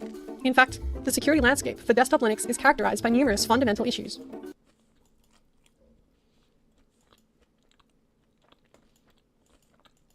We hope to see improvements in these areas in the future. However, for someone who Wait, a woman's voice? If you spend long enough I'm out.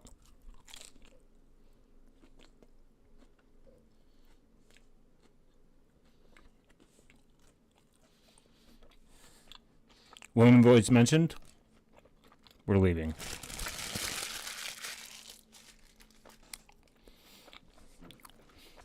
"12 minutes, guys. Your favorite YouTube channel is probably owned by a private equity. Let's find out if he's right. And let's find out if I am part of that problem. It's just to do with a voice changer. I figured. on YouTube, It's just a dude with a voice changer? Yeah, femboys exist? Yeah, probably.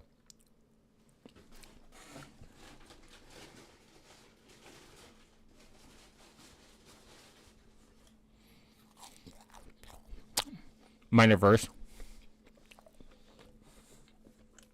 I love this guy. Programmers are human, also human. Interview with the senior daddy ops engineer 2025. truly the funniest person in the Linux space.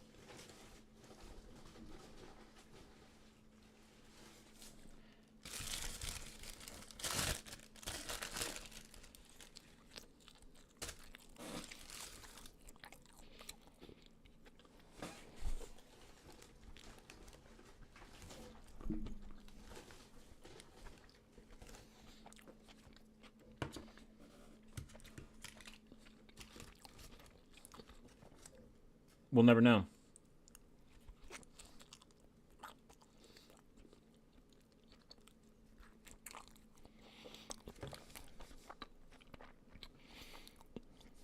Lunduke hater? I know who that is.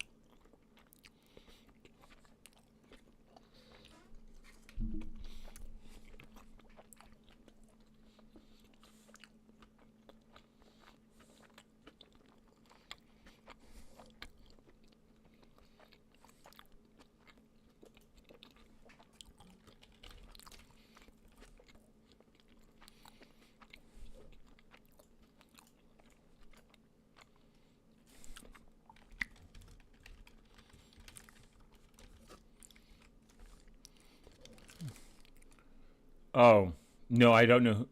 I don't know who this is. I can't be a hater if I don't know.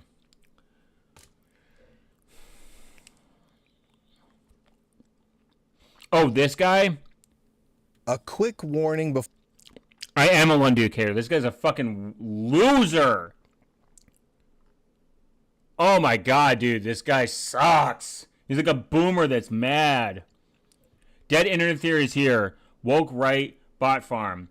Woke left, woke right, woke left, woke right, woke left. Oh my god, fuck this guy. This guy is this guy. I would hate to have a conversation with this man.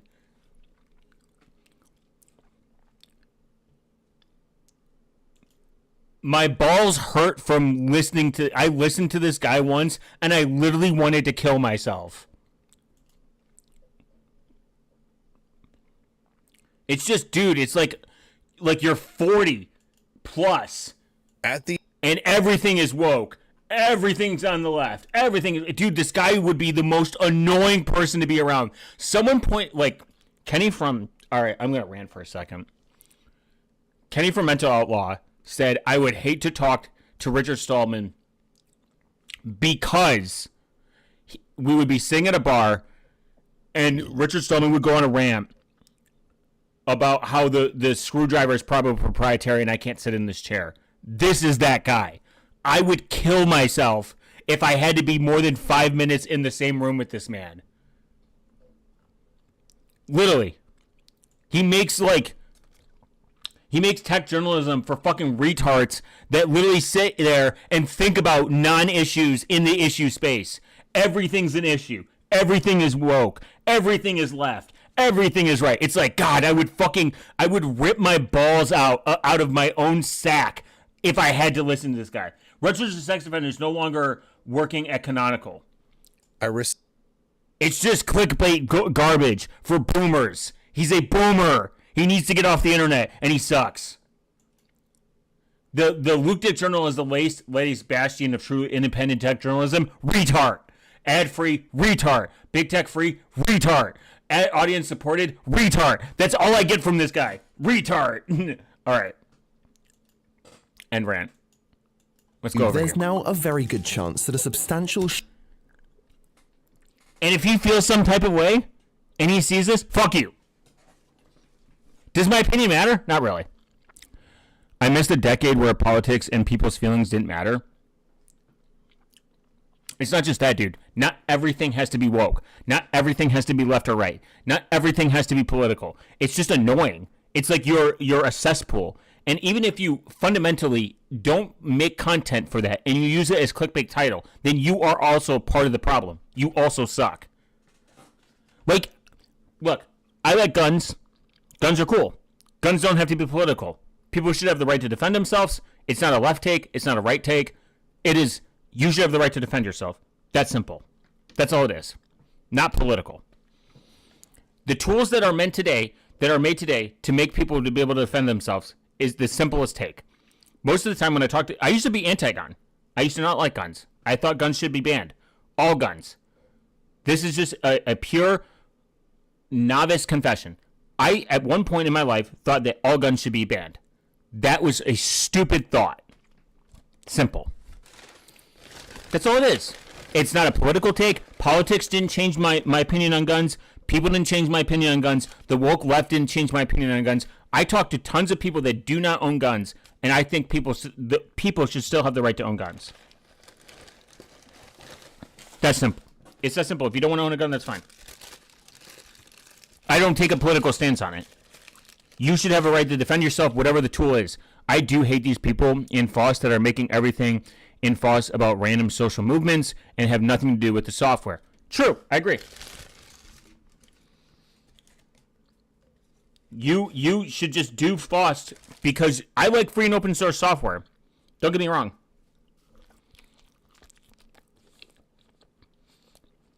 But that's it.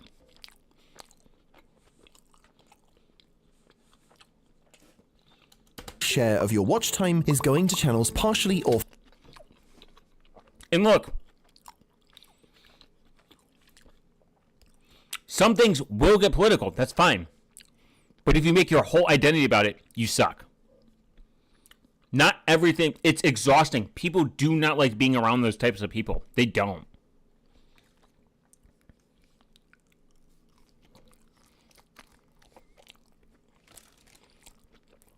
Would you fuck your clone, though?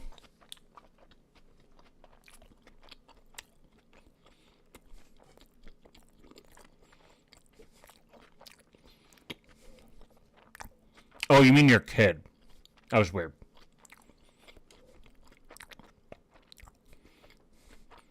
You're nailing the reaction channel vibe, by the way. Thank you.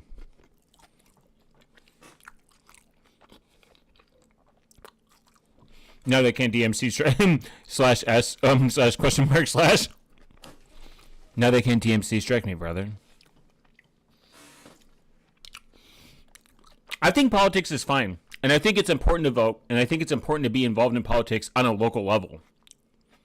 But the problem is, like you said, the FOSS is about random social movements that have nothing to do with software. That is a problem.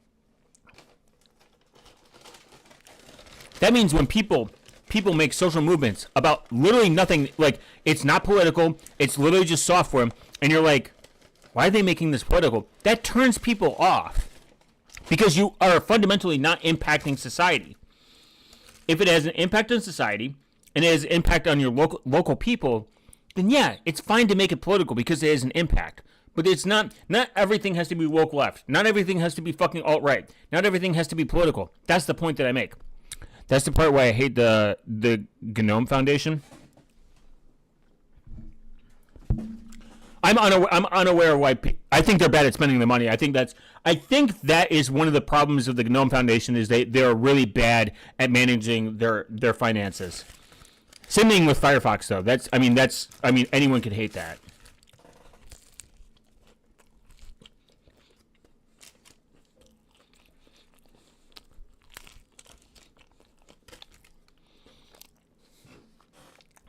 But there are some things that will be political that you don't want to be that will be.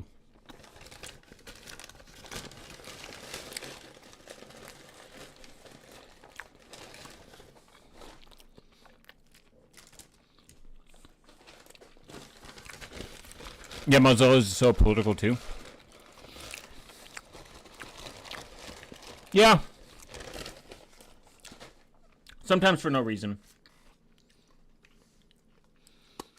Sometimes for literally, no reason. Anything extreme can be annoying. Sure.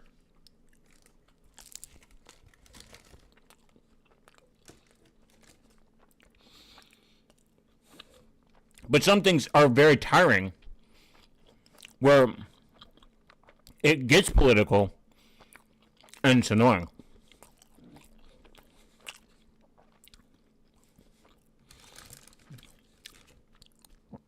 I don't know, it's just my opinion.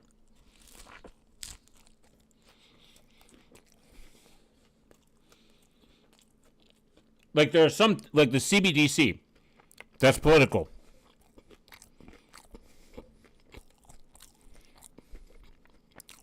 Yeah. They have pretty good takes.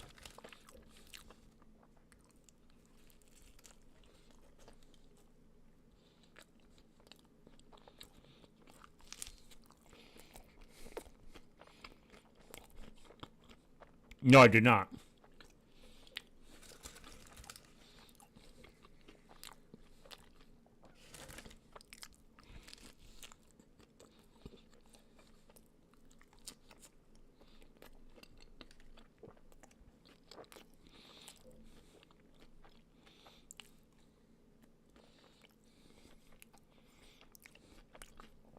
What is that?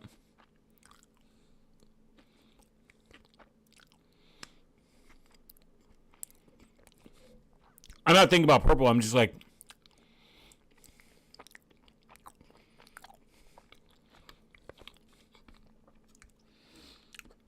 here's, okay. If you're talking about Signal and Signal gets political, it makes sense. Signal protects people that need to worry about, that are involved in politics. But why the fuck does Blender need to get political? So, good example.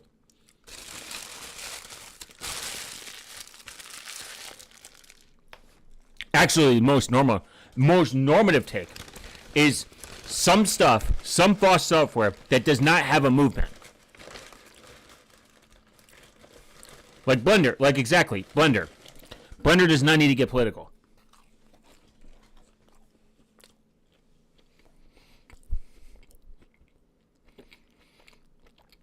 Jed, that's because you suck. Or fully owned by private equity. Yeah. I don't know. This guy titling just screams, ooh.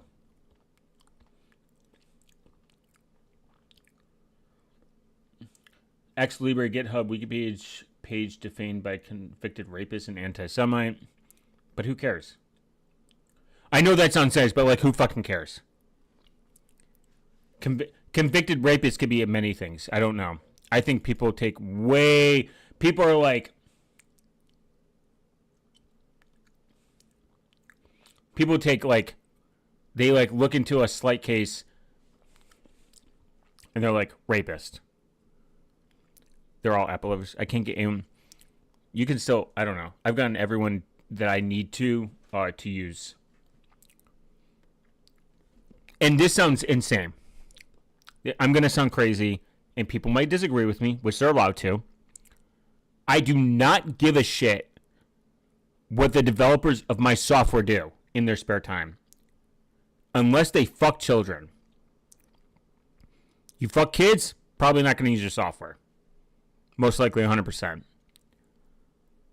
You fuck kids, I cannot use... I physically, maybe, pretty much cannot use your software in good confidence.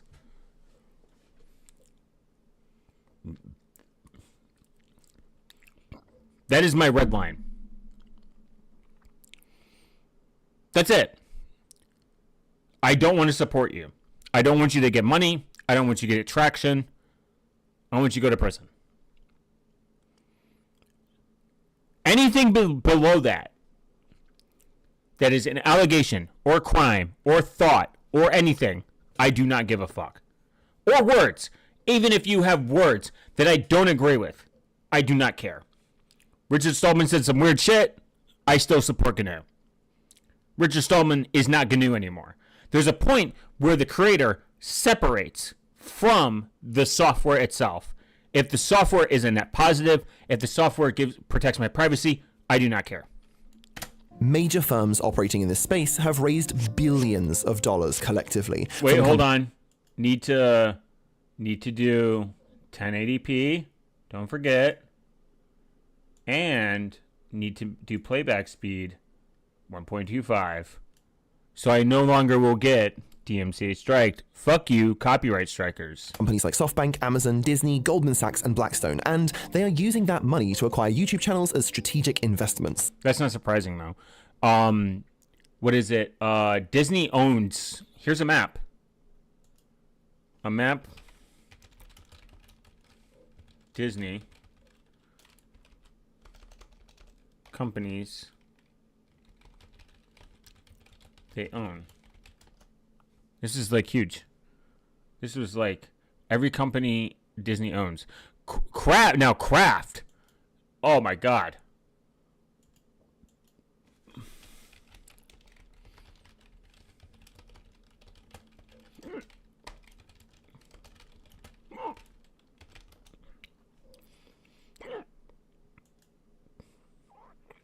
They own a lot. Holy shit. They own a lot of companies. I want this to be put in. They own A1, Boca Burger, Capri Sun. Fuck them owning Boca Burger, though. Boca Burgers, if you've never had any veggie burgers, like, they're really good. If you're vegan. Pickles. Grey Poupon, Jello, Genevia, whatever the fuck that is. Sweden, founded in 1853, is going to become the largest coffee. Oh, they own coffee. They own a coffee company. Kraft Dinner, Kraft Singles, Kraft Mayo, Kraft Ketchup, Kraft Dressing, Lunchables, Maxwell House, Oscar Mayer, Philadelphia Street Cheese, Primal Kitchen, Pudski's. And you may think that, like, oh, that's nothing. That's a lot of companies. You probably buy at least one of these companies, and it's owned by one person. This is a company that, these are all the companies that Disney owns. It's insane, actually.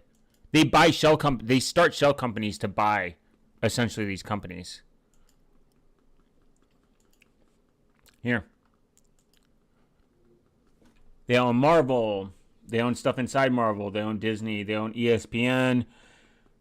Now, the word ownership can be conflated with they have a stake in it, like they have a high stake in it. Sometimes they just have a high stake in it.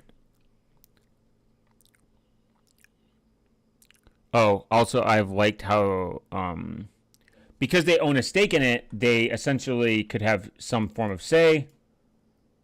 They own Marvel, Marvel Toys, Cover Concepts Inc., Marvel World Inc., Marvel Press, Marvel Introduction, Marvel Studios, Walt Disney Studios.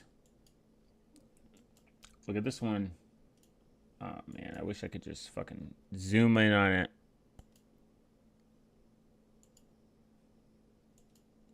Will they let me?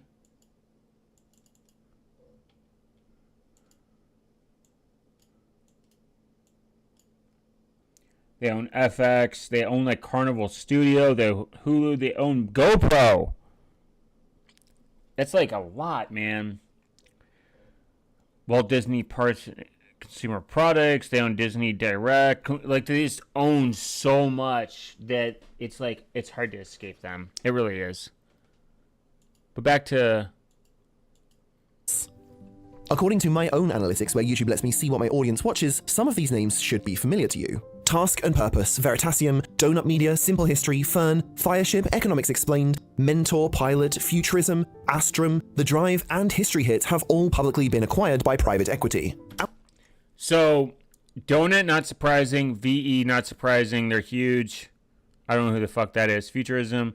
Fireship, everyone says he's a fucking industry plant that I've talked to. Outside of the nerd corner of YouTube, some of the biggest... Not that I believe it, but his content's just like really super generative. I don't have a problem with Fireship, actually. I think his shit's pretty fast. Names in the space, including Cocomelon, Colin and Samir, The Theorist, and Dude Perfect, have also all partially or completely been acquired. These are also only the acquisitions that we know about because they chose to be upfront with their audience. Wait, Fireship? Probably. Look at his content. It's very Fireship.io is like literally looks like a fucking brand deal. Look at his content. Think about it. Watch it, and next time you watch Fireship, think about it. I know that sounds crazy, but just look at it.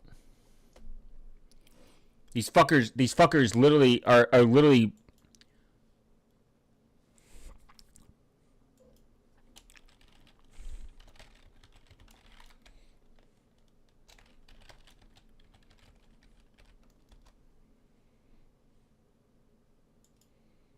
He just makes AI, not AI, he makes like... One Duke is cool. Not really. I don't like this. He's just a mad boomer. That's my take. So, His oldest stuff is 8 years old. His 3.95 million. Welcome to Angular Firebase. Today I'm going to... It's always felt corporate-y. That doesn't mean he got acquired 8 years ago. He probably got acquired once he started hitting millions and millions of views. I mean, he does 100 seconds, brainfuck. The programming iceberg, how to build her, DeepSeek Fallout. I mean, he just makes... Last week, Chinese company DeepSeek shocked the... That's my point. I mean, like, he just makes super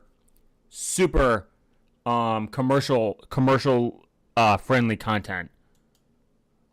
There's no law requiring these deals to be publicly disclosed, and as you'll soon see, there are some Would you fuck anyone at this table, though? That's the real question. Would you let anyone suck your pee-pee? No homo. Don't tell me in the chat. Just think about it. really good reasons why they might want to keep it quiet. So why is this a problem? It's easy to say that private equity is just inherently bad, and to be fair, it's had some problems. But that shouldn't be enough by itself. Instead, what you should know is why private equity firms have such... Why is every building... But that shouldn't... Private equity so much... Art Van Furniture, that's be enough by itself. Inherently bad, and to be fair, it's had some problems. Gaming. What? I don't know what gaming that shouldn't is. be enough by itself. Why does every villain have these kind of buildings, though? Like, these buildings suck. One thing I do like about Lunduke, it's easy to see through his personal bias and know what is exactly going on, but he does make way too much content about random Foss drama. Sure. I mean, I've sat down and watched his content. I know who he is. I'm aware of him.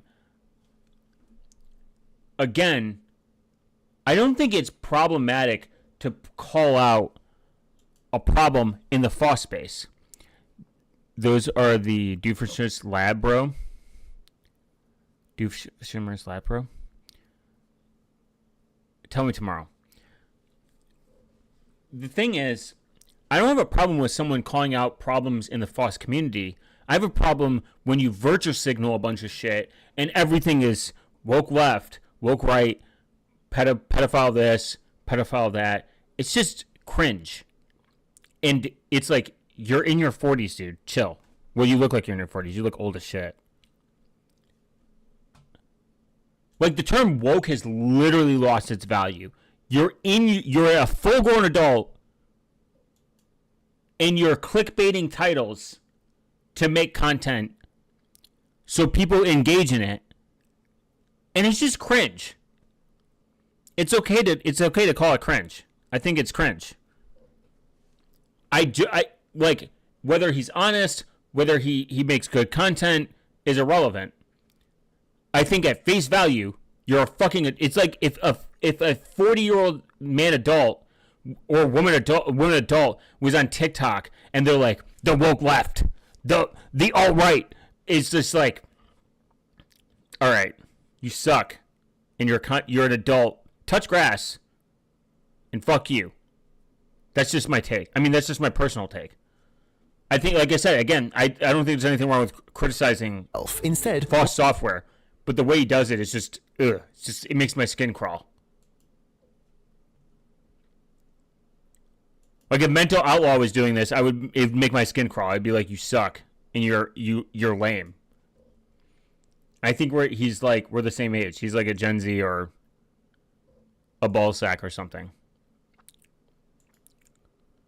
That's how I nut, by the way.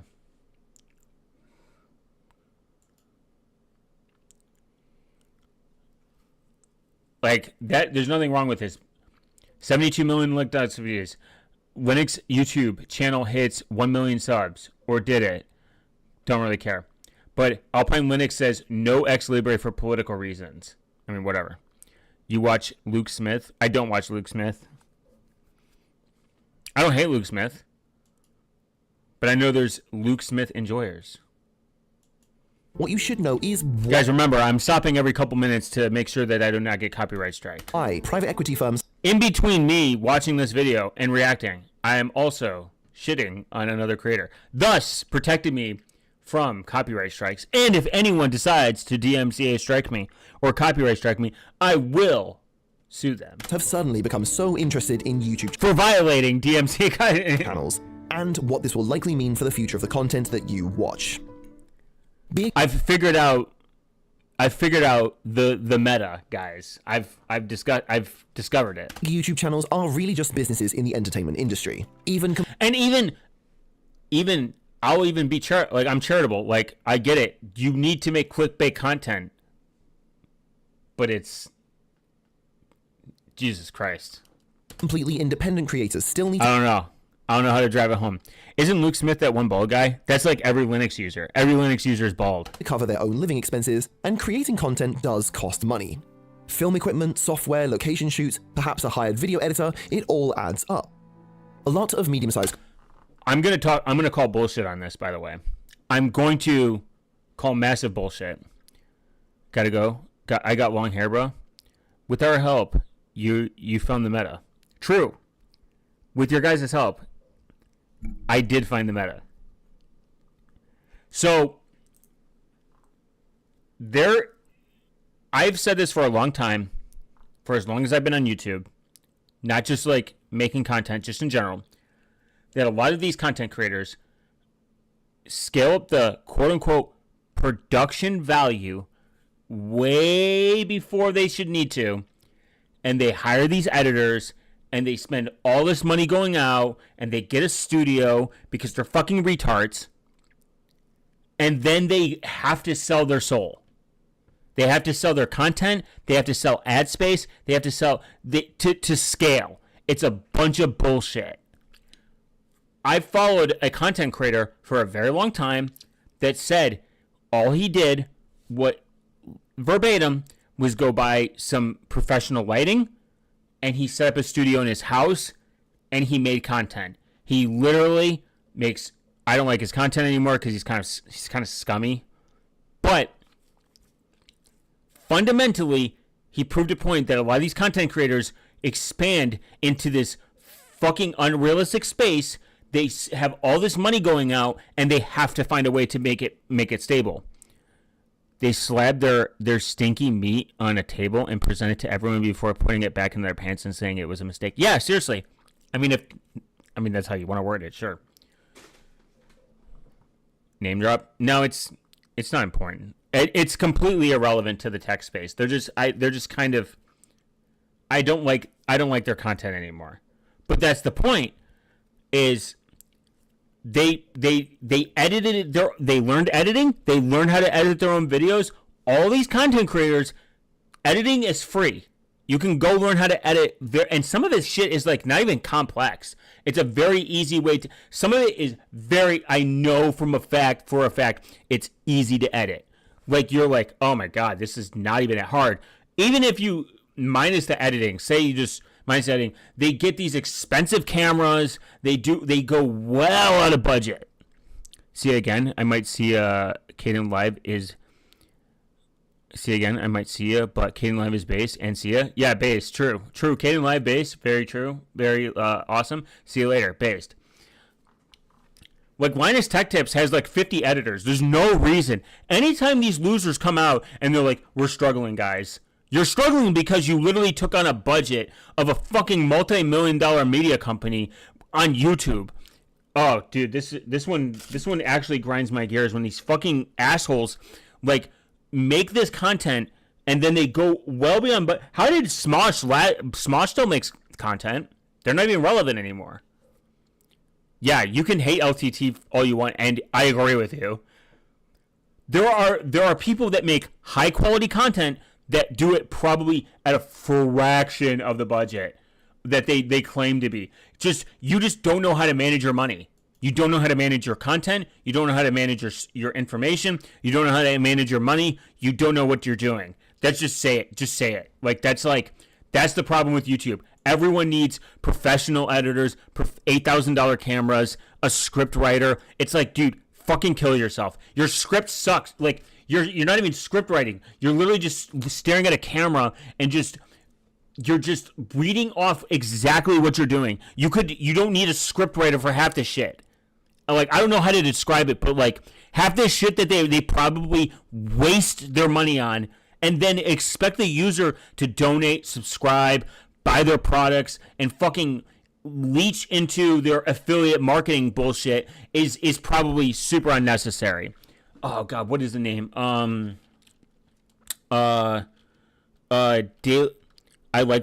Rossmann, perfect example. Literally, camera.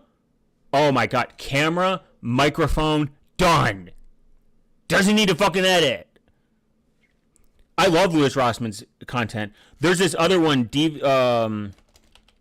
lock picking. Oh my God, what is it?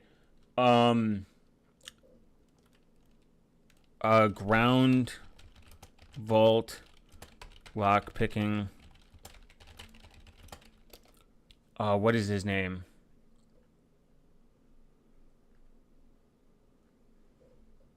We're gonna find him. We're gonna finish this video, but we're gonna find him.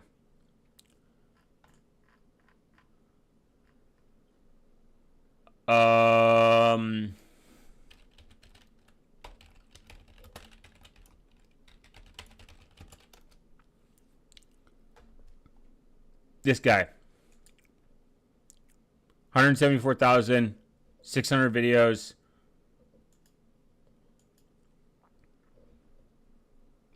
Gets good views. Even says they don't like put a ton of time into their content writing. And cat. Oh yeah. What's the name of the cat? Bill Clinton. This guy has literally said doesn't put a lot of time into his content. Probably doesn't put that much in editing. Thank you for following along for the updates. This is simple. He's 174,000. What the fuck do you need a studio for? Like, genuinely. What do you need a studio? What do you need all these fucking $2,000 cameras? Just fucking film on your iPhone at this point. They're just coping. All these YouTubers are just cope. People watch YouTube. Damn, I hit my microphone. My microphone's $50. It's not good. The audio could be better. But if I sat down and learned how to do the audio and perfect it and make it better, it would be better. That simple. I've seen tons of YouTubers, tons of people that are audio engineers make a $50 microphone sound like a $200 microphone. These YouTubers are coping bullshit. The worst YouTubers are Nintendo ones, probably. They're coping for it. The end. Yeah. The title is very clickbaity, and... All right, you suck too, already. The second I see that, you suck. Sideways. Thank you for following. This guy? In this video, we're going to take a hard look. He does stock images, probably. 1.2 million subs. Gets decent views. Perfect. Can you hack a virtual machine? He probably uses an inexpensive camera, low-level learnings based.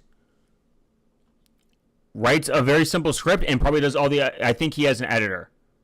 But he probably keeps his production low and cost low, so he doesn't have to fucking sit there and show me 30 sponsorships.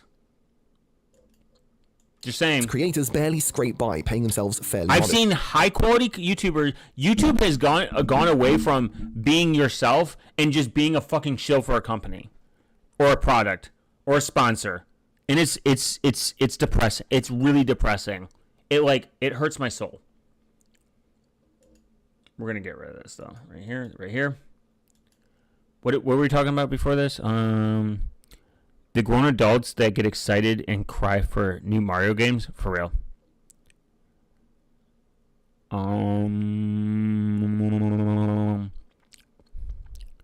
Those are Dr. Doofin's labs. Cat, you forgot Cat, the worst YouTuber, Nintendo ones. I hate OTT leg loose. There's another YouTuber that I like too, that just does simple content, simple editing. Look, I'm not against a person to make money on YouTube and edit it, editors to make money, etc., etc. but these YouTubers that are going out of business and eBay, that's what I was going to do. What is it? 9 to 5 dad. eBaying.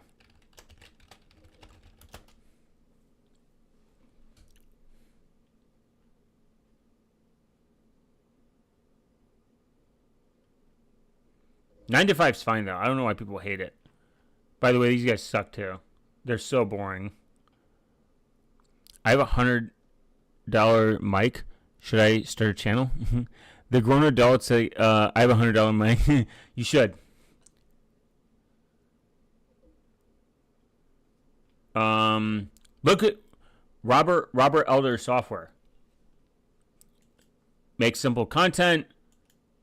A recurring question that I get when I'm doing my live streams is, what kind of advice would you have for someone if you could go back in time? Look at this script. There's probably nothing written on it. Guys, it's Luke Smith. This is Luke Smith. And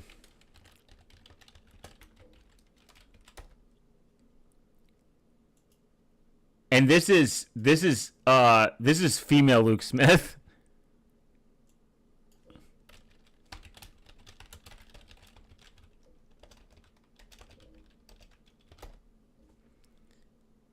And then this is, what is it? If you look at Kenny's older videos, he does have himself in it.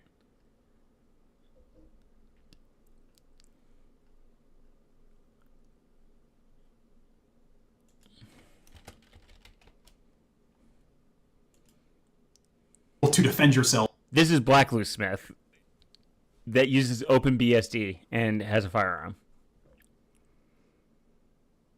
That's all you need to know. Everyone's Luke Smith.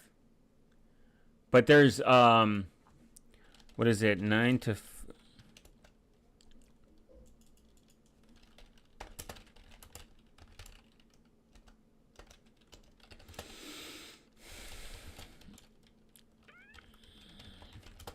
there. He's like e-begging. I can't find there's a video I found across. This guy on Instagram was a 9 to 5 Instagram. He quit his 9 to 5 job. And now he's e-begging because he got a studio. He got a studio. It cost too much. He's in a lot of debt. And he's e-begging on Instagram.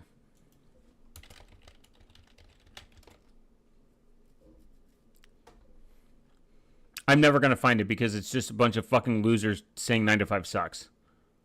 Or 9 to 5 is great. Overwhelmed with stress. Like, I literally hate YouTube because of this. Because YouTube, it just promotes this clickbait bullshit type. Like, ugh. Just fucking everyone's thumbnail is the fucking same. It's fucking lame. YouTube has no personality.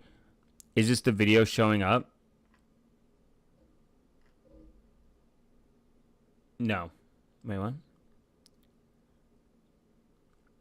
Is the video showing up? It's not. It's just going to be a bunch of fucking, like, content cuck bros that are like,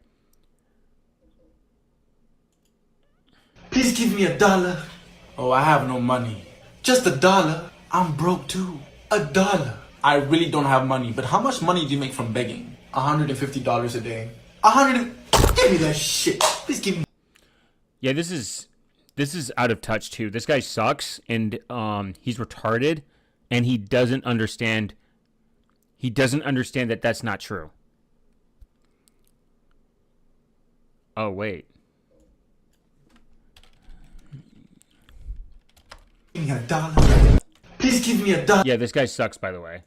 He's never been homeless. He doesn't know what homeless actually is. You don't make $150 a day. You don't be homeless 5 days a week. You're homeless every single day. You're not gonna make $150 every day. Every single day. This guy's fucking stupid, out of touch. Fuck him. He's retarded. When you go to a job, you're guaranteed a wage. When you go to a job, you're guaranteed a wage no matter what, as long as you clock in. Yeah. Watch, this is going to be a rickroll. I can feel it. I can feel it.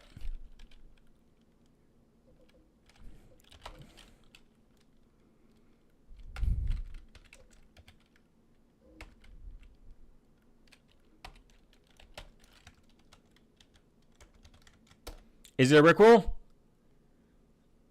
Oh, it's not available anymore.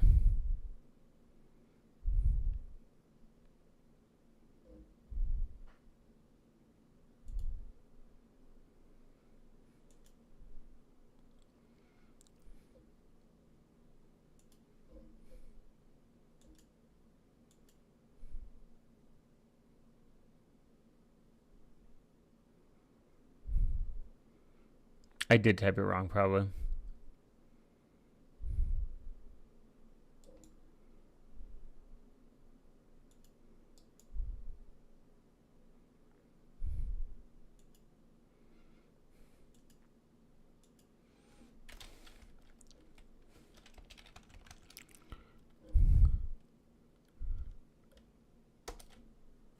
There we go. Oh, no, it's not. I've been debated. Okay, we're going to do, let's see. D, K, L, 80, S, 7, KIT, A. I either typed it wrong or I can't spell.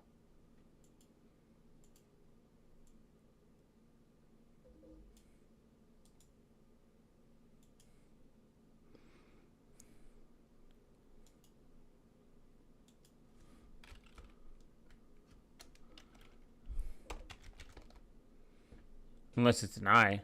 That might be an I.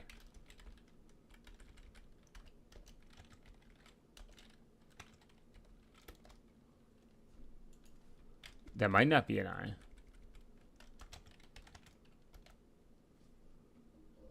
Not found.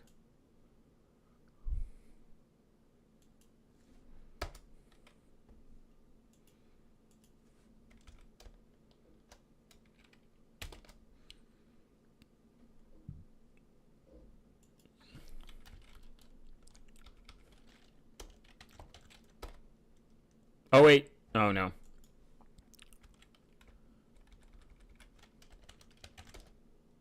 Oh, wait. Oh, no.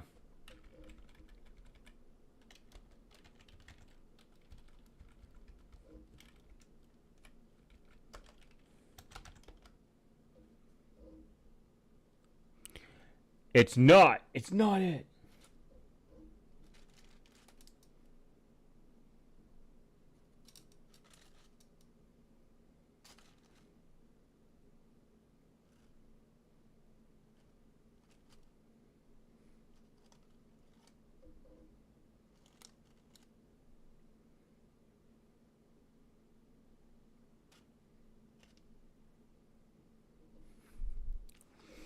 Oh, search dips.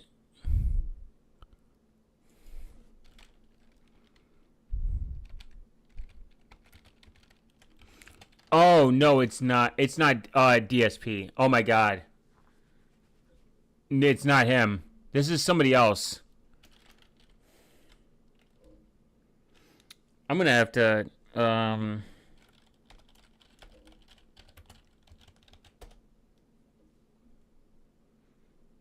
Yeah, it's this guy. Don't want to get DMCA striked. Hub's Life. Hub's Life. That's what it is.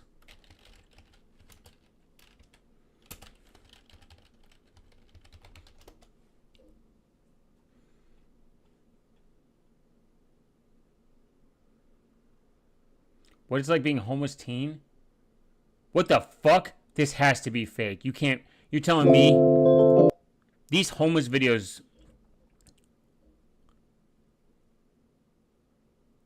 God, these seem so fake, dude. I'm not gonna lie. You're homeless and you're like just... You're just like showing... I don't know. I guess like if you got nothing else to do, that's 100%. It just seems fake. I don't know.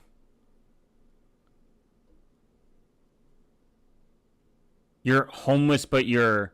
I understand homeless people can have access to fucking like shit. Like they can have access to phone. They can access to crack. But that just seems... You're editing too? Was that a MacBook? Yeah. I mean, homeless people can have fucking MacBooks, but... Doesn't seem... In the thumbnail? Probably.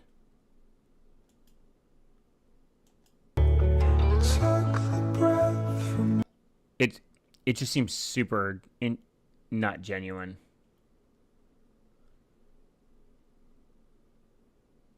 The fuck?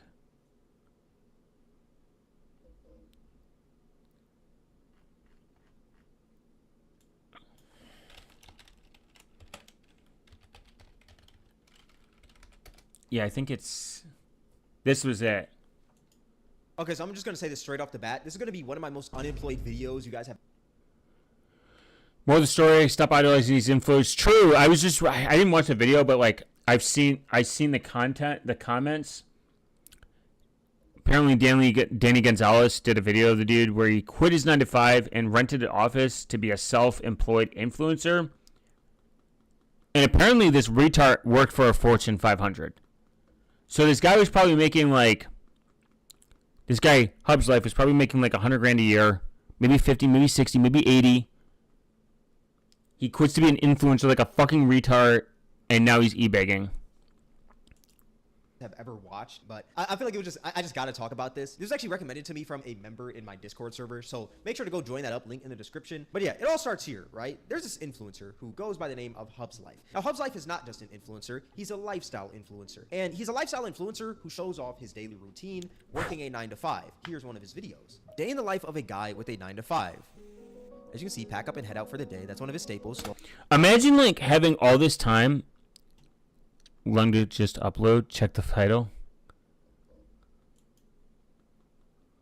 What's going on, guys? RTP mentioned, guys.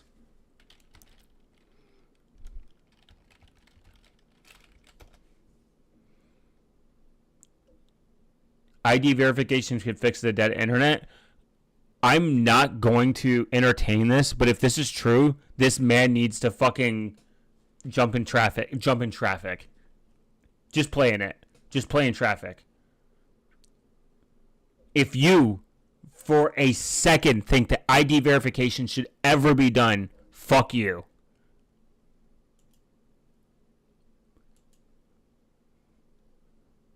What were we watching again? We were watching something else. Nope. Nope. Nope. Nope. Nope. Nope. Nope. Nope. Nope. Please give me $1. Nope. Fuck this guy. I have no money. Just $1. I'm broke too. Sucks. $1. I really don't have money. But how much money do you make from begging? $150 a day. $100. I mean, sure, in a store, but not online. Online is fine. In a store is fine. That already happens. You do not to defend yourself with. Kenny jump scare. I agree with him. You should be able to defend yourself. Oh man, what were we watching though? I'm like, I got so lost in the sauce of e-bully. Instead of e-begging, you should e-bully. We should bring back e-bullying. Oh man, I'm never gonna find the original video we were on. If you spend long enough on YouTube... There we go. Found it. In the store, it's fine. I don't give a shit in the store. It's not being scanned. It's not being stored anywhere. It's between a real human. We should never kneel to the idea of verifying your ID online. I don't care how, quote unquote, private it is or secure it is. Fuck you on that one. It's the internet. Suck my balls. If AI takes over this slop, let the fucking companies figure it out. Not fucking let me hand over my ID and kneel to these fucking retards. There's now a... And I hope somebody sees this one day and they're like, wow, that sounds aggressive. It is. Fuck you. Very good chance that a substantial share of your watch time is going to channels partially or fully owned by private equity. I like VE too. Like, I like Vertasium. I like science. Science is cool. It's based. Learning is based. Learning is cool. And I understand there might be a level of like, okay, we need to increase our production value to a certain degree, but these fucking cucks that like probably rent out so much more money. They just need to find all these retards need just to hire a financial advisor. Major firms operating in this space have raised billions of dollars collectively from companies like SoftBank, Amazon, Disney, Goldman Sachs, and Blackstone, and they are using that money to acquire YouTube channels as strategic investments. According to my own analytics, where YouTube lets me see what my audience watches, some of these names should be familiar to you. Task and Purpose, Veritasium, Donut Media, Simple History, Fern. I mean, Donut Media makes sense. I think they had a falling out anyways. They got way super corporate-y. I mean, all these channels are like super corporate-y though. Fireship, Economics Explained, Mentor, Pilot, Futurism, Astrum. Economics Explained just sounds like a fucking blog anyway, so I wasn't even... Fireship.io I was kind of shocked at a little bit. The Drive and History Hit have all publicly been acquired by private equity. Outside of the nerd corner of YouTube, some of the biggest names in the space, including Cocomelon, Colin and Samir, The Theorist, and Dude Perfect, have also all partially or completely been acquired. These are also only the acquisitions that we know about because they chose to be upfront with their audience. Electrify announced that today that it has made a strategic investment in Veritasium, leading science brand with over 13 million subs. That sucks. Since its inception in 2010, Veritasium has proven itself a leader in digital video content. And since could PGP signing everything import and fix trust on the internet? Probably. PGP has its drawbacks because, like, the way Tutanota explains it kind of makes sense that people don't rotate their keys. It doesn't have perfect forward secrecy, and there is a problem with PGP in making sure that you are safely hoarding your private key, which is important. People can't even fucking keep track of their password, bro. I mean, password managers has been around for a very long time, and people still don't use it. It's like still not a mainstream thing. I think passkeys maybe could form a digital security signature, like a device that you own that knows this is you, maybe. But again, I am not for digital IDing in almost any form, because you are fundamentally kneeling to these companies. You are entrusting that they're not going to be loose with your data, and most importantly, you essentially are becoming a giant threat surface, like attack surface. If a threat actor finds out that there's, because you would have, first off, I mean, if you want to discuss it and think about it, first off, you have to appoint a trusted service provider to deliver the service. You would not just let anyone do this. This would be a centralized service that is digital. And because it is digital and it is centralized, it has a lot of control, thus giving a attack surface alone based on the fact that it has so much information to behold. Not so much for everything, but important information. Sure. And here's the thing. Now you have to hold this data somewhere. Even if we went to a PGP, a public and private key cryptography model, again, people would need to safe harbor their private keys. If somebody were to steal these private keys, they could impersonate you. This is not immutable. And then key rotation would cause its own problems. If you rotate through the keys, then how do they know that these keys belong to you? If you lose the keys and somebody obtains them, they could essentially fake your identity and take over. This is the problem with digital identification. It is not immutable. You could not make this immutable. Yeah, people are dumb.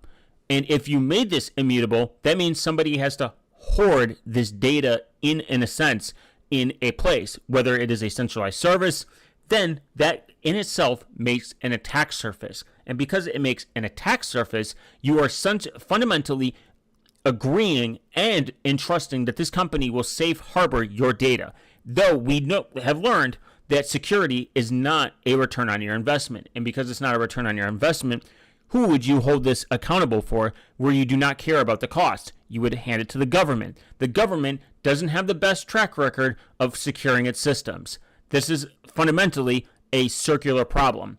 If we were to sit there and take this at face value, the best option to do this is to find a way to make a CAPTCHA that is not privacy invasive and not labor intensive, using our free labor for it, to make sure that people that are signing up for your service are real people and not bots. If the AI internet is becoming a problem, then we need to find out a different solution. We should not kneel to these companies, have them take the responsibility of holding our data, aka our digital ID, something that we cannot change. But it works for software projects distributing software securely. The thing is, software that does this, it doesn't require to know who I am as a person. I can sign up for Nostr. I have public and private key cryptography, but it fundamentally is not a real ID. If I were to use a public and private key attached to my identity, that becomes a problem because my identity cannot be changed like my private keys. If this fundamentally gets leaked, which it will because it is another set of data that needs to be stored somewhere, I cannot change my identity. I need to then realize that this is now being leaked somewhere, thus causing a problem. You can change your public and private keys, sure, but you cannot fundamentally change your identity. This is the problem. While we could look at public and private cryptography as a form of secure messaging, secure digital usernames, you cannot fundamentally find a way to store my personal unchangeable identified information, aka immutable, in a secure manner because it just doesn't exist. It will eventually and can be compromised. So why would I take the risk of signing up for any of these services where they do not take security in a secure way? Just like Nostr, Nostr has a ton of revealing information that could be considered revealing identity and also bad opsec. If opsec is your primary course of use and we go to this digital identification, then fundamentally you will never want to sign up for this because it could compromise your opsec in a different way. That is the problem. Something just because it works for software doesn't mean it works for people where stuff is not mutable, is mutable and not changeable. That's my thought on it, though. Maybe every time you need to figure out if someone is a real person, maybe you just have a voice chat and have them say retards. True. If I say retard, then they'll know who it is. But that's the thing is, you have to do all these extra verification steps when you should just not trust anyone on the internet. Like, when I'm messaging someone on Discord or anything, they are layering a level of trust that is me, the person. I do have ways of, if somebody questions my identity and if they feel like they're talking to me, just going forward, I will never reach out and ask for donations from people directly. I will never message anyone directly asking for any information, aka email. I don't even like giving out my own email because just the fear of spam or shitty products being shoved into my inbox asking to promote it. And that just sounds annoying to me. If I want to reach someone, they can only reach me on certain services. And if they need to verify it as me, I am generally self-loathing and I call myself a retard. But there are other ways that I can verify myself that they are talking to me. I mean, this is just a fundamental problem that we need to figure out a different way. But kneeling to these companies to give ID, I would never subdue myself to that. If I won't give Facebook my ID card, even though Facebook is a large company that is a trusted system, I do not want them having my ID because I do not know what they're going to do with it, and I do not know how they are how they are securely saving it, and how long it sits on their servers. I have no way to verify that. They can say whatever they want. I can't sue Facebook, and even if I do, I'm losing that battle. There's no law requiring these deals to be publicly. I need to get some water though.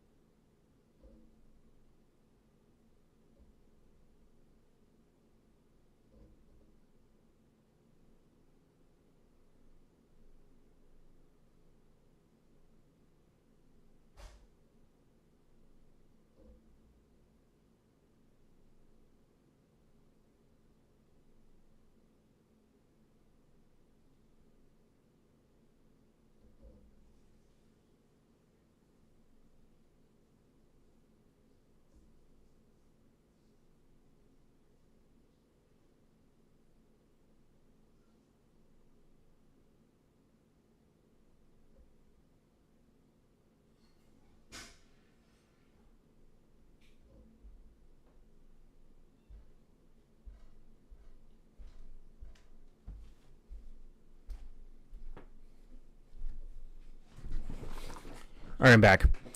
What a horrible time to be alive, for real. So here's a good example of this. If YouTube essentially, like I became YouTube partnered, and now I'm an employee of YouTube. YouTube is my employer. And they ask for a W-2, and they ask for my ID for legal and tax reasons. While I don't like the idea of that, I understand it. I'm then being compensated. And because I am being compensated, I'm making an exchange of information so that I can verify with the U.S. government or a lawyer if YouTube decides to not pay me. Say YouTube just stops paying me and I am supposed to be paid, I then can indicate a lawsuit. They ask for a W-2. This is the amount of hours I worked. This is the content that I produced.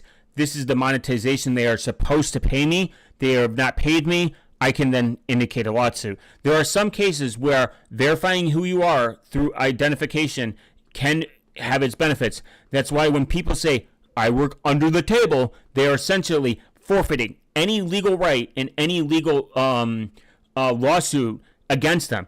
AKA, if you slip and fall at work, oh, you don't work here. We don't know who you are. Or if you if they start underpaying you, what are you going to do? Go to the police? You've been avoiding taxes and you're not on the books and you haven't been in 10 years. So the problem with ID verification to use a social media platform is retarded, and it should be immediately rejected that this is even a good idea. If bots exist, then find a different way to verify that I am human without me having to hand over a personal identification. I think it was you or somebody in the chat said, hey, Facebook asked for my ID and to do a video selfie in order to use it, and they said, fuck no. That's a good take to have. That is crazy that is this video. And as you'll soon see, and yes, what a horrible time to be alive. What a great time to be alive. I can simultaneously hate that this kind of sucks, but I can also simultaneously realize, wow, I live in a time where I can see big booty Latinas on the internet. That's got to be the worst Luke Dig take ever. If that is his actual take, then yeah, fuck him. Even more. And see, I'm right. This is why you should never idolize anyone on the internet. But what a time to be alive. I can also, I can order food, see big booty Latinas, goth Latinas on the internet, and also enjoy content and talk shit about it also on the internet. You might want to what keep time it to be quiet. alive. So why is this a problem? It's easy to say that private equity is just inherently bad, and to be fair, it's had some problems. But that shouldn't be enough by itself. Instead, what you should know is why private equity firms have suddenly become so interested in YouTube channels, and what this will likely mean for the future of the content that you watch. Big YouTube channels are really just businesses in the entertainment industry. Even completely independent creators still need to cover their own living expenses, and creating content does cost money. Yeah, but you don't need to spend the type of, I'm going to be combative with this, or like architect. You do not need to spend the same amount of fucking money that you think you do. People, again, are bad at managing their money. That's the thing. Film equipment, software, location shoots, perhaps Location shoots could be free. Film equipment, you can get a fucking iPhone or a Samsung. An editor, you can just fucking do it yourself. Hire a video editor, it all adds up. That's got to, and I can using Unix and chat with people halfway around the world at the same time. Yeah, based. A lot of medium-sized creators barely scrape by, paying themselves fairly modestly. And in the interest of transparency, even this channel, which now has over 70,000 subscribers, has lost money most months since I started it. Anyway, all of this can be fixed with scale. As creative brands grow, their revenue increases while their costs stay relatively stable. At a certain size, most of these channels can generate strong cash flows and predictable profits, which should make them desirable investable assets like any other business, right? Well, not exactly. These operations are incredibly risky, even by small to medium business standards. Most of them depend on a single platform for the majority of their revenue, and these platforms can ban, restrict, or moderate their... Yeah, and this is true. This is a problem with YouTube. You are not independent. YouTube's your boss. The audience is your boss. The algorithm is your boss. You are their bitch. You are not an independent creator. If YouTube is your primary source of income, you are no longer independent. You are YouTube's bitch. You are the audience bitch. You are the ad revenues bitch. You are the algorithms bitch. You are the bitch. You are a worker then.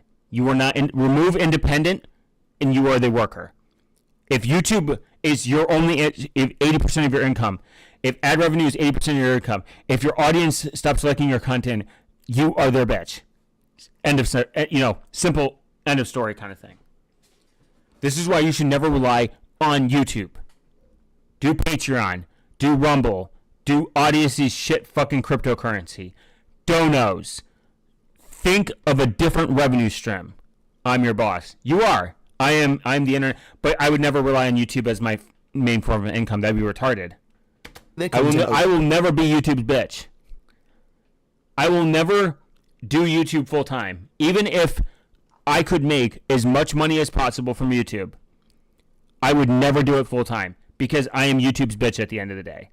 I am not an independent worker. And plus, I'm too lazy. I am not a self-entrepreneur. Not everyone needs to be an entrepreneur. Not everyone needs to work for themselves. Working for yourself is hard.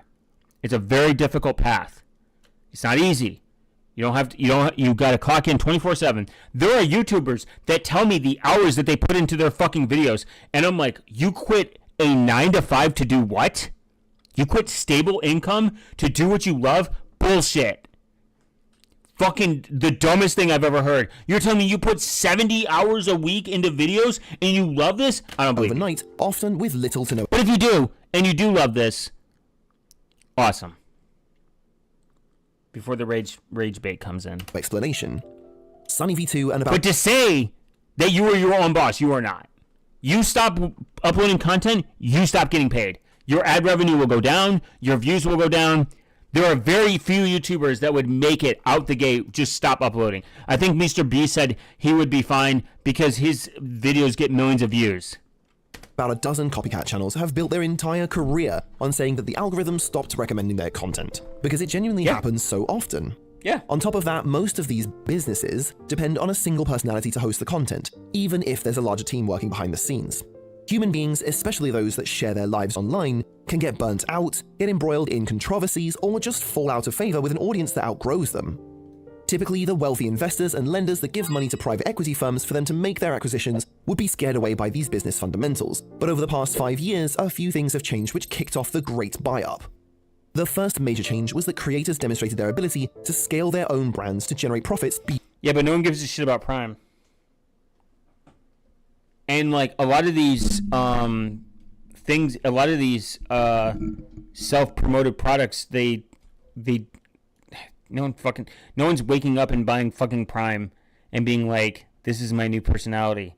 Beyond sponsored segments, audience donations, and I think it's smart, and people have already said Mr. Beast Burger isn't really his own product. He just uses ghost kitchens, but there's enough content out there that literally talks about this and has fixed it. But again, like, there's only so much products people can come up with innovation and ideas for. Like, you coming up with your own fucking like makeup is cool, but like, is it sustainable? Probably not. That's why you're still doing YouTube. Integrated platforms. Some of these brands have been very successful, others not so much. Even if Beast Burger and Prime Energy completely implode, they were a test case that showed that real brands can be launched through. Mr. Beast is also, like, using him for anything is insane because he can literally just burn through money. He talks about how he burns through money. He burns through millions of dollars, tens of thousands of dollars every year, every month, every day. He's like, oh, I lose money. I don't think he loses money, but he burns through money because that's the kind of content he's doing. But he probably gets it back through sponsorships because he's the biggest YouTuber, ad revenue. I mean, you can go forth and forth and forth and forth. I hate Mr. Beast. He did ruin content creation. I mean, we can blame him. There's a lot of Mr. Beast clones. His content is really retarded. But he's probably the few YouTubers that could him and Casey Neistat stop making content all completely and be fine. I think Casey Neistat was like talking about like how he didn't monetize for a very, very, very, very long time, and then when he turned it on, he was getting just like thousands of dollars a month or something like that. And maybe PewDiePie could probably stop, and like he'd still get ad revenue from like like his channel like just generate. I don't know how relevant he is anymore, but there's probably like a good like 20 to 30 top YouTubers that could stop making content and they'd be fine on the for internet a couple years. If that initial success could be paired with a private equity team that actually knew how to run a business, theoretically, then there would be some real money to be made. Another big push that's come from the fact that legacy media, which is large, centralized, rigid, and needs to be broadly appealing, is losing out to millions of individual creators who are flexible, can make content specifically targeted to particular audiences without worrying about tarnishing the reputation of a gigantic media company. These companies now have to fight for advertiser dollars, which are being split over more mediums than ever. Now, this trend is nothing new. Google has been the largest advertising platform in the world for more than a decade now. True. But another threat these legacy businesses are facing is the competition for talent. A lot of people would rather operate their own YouTube channel over working on something like an old-school TV show. Investors in these companies are worried about these threats, and they're putting pressure on company leadership to do something about it. Guys, they would invest in traditional companies that saying and a YouTube lot. businesses and all the cash, and they were much more expensive to acquire in the first place. Vice Media was once valued at over $5.5 billion. That's an unreasonable value. But that's so. The funny thing about Vice is Magic the Gathering. What? I wonder if there's a YouTube. Probably there probably is a pedo ring. So this is actually a good example. 404 Media has a really good TDLR of why Vice failed, and they're probably right.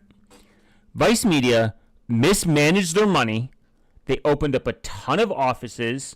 They were paying tens of thousands of dollars a month for software that was not needed, and they were just poorly financially managed by retards.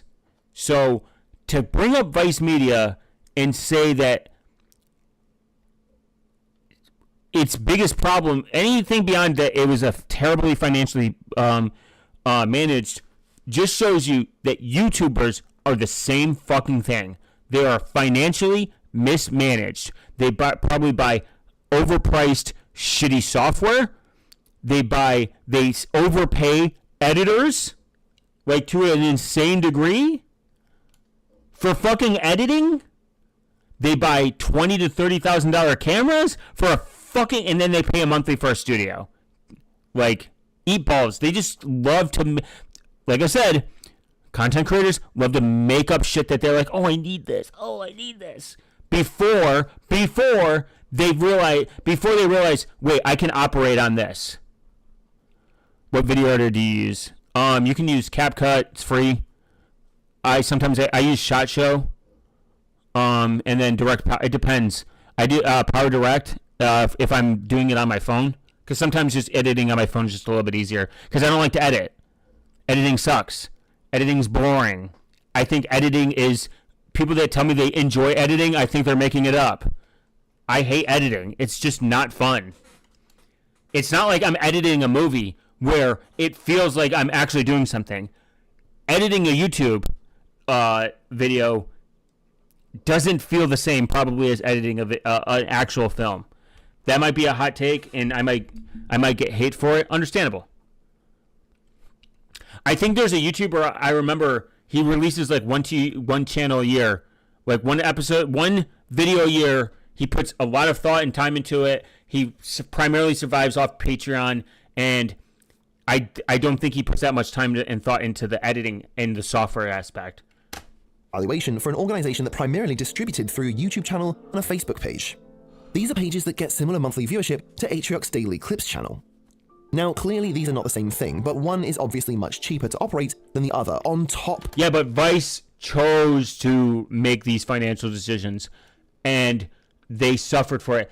I think even people said that, like, Vice Media said they could have trimmed a ton. They had offices around the world. They were taking private jets and, like, plane tickets all over the place for meetings and just overpaying for shit. That means that's not a media problem. That is a poor managed financial part of running a business. They just didn't know how to manage their finances because they're fucking retarded. And surprisingly, no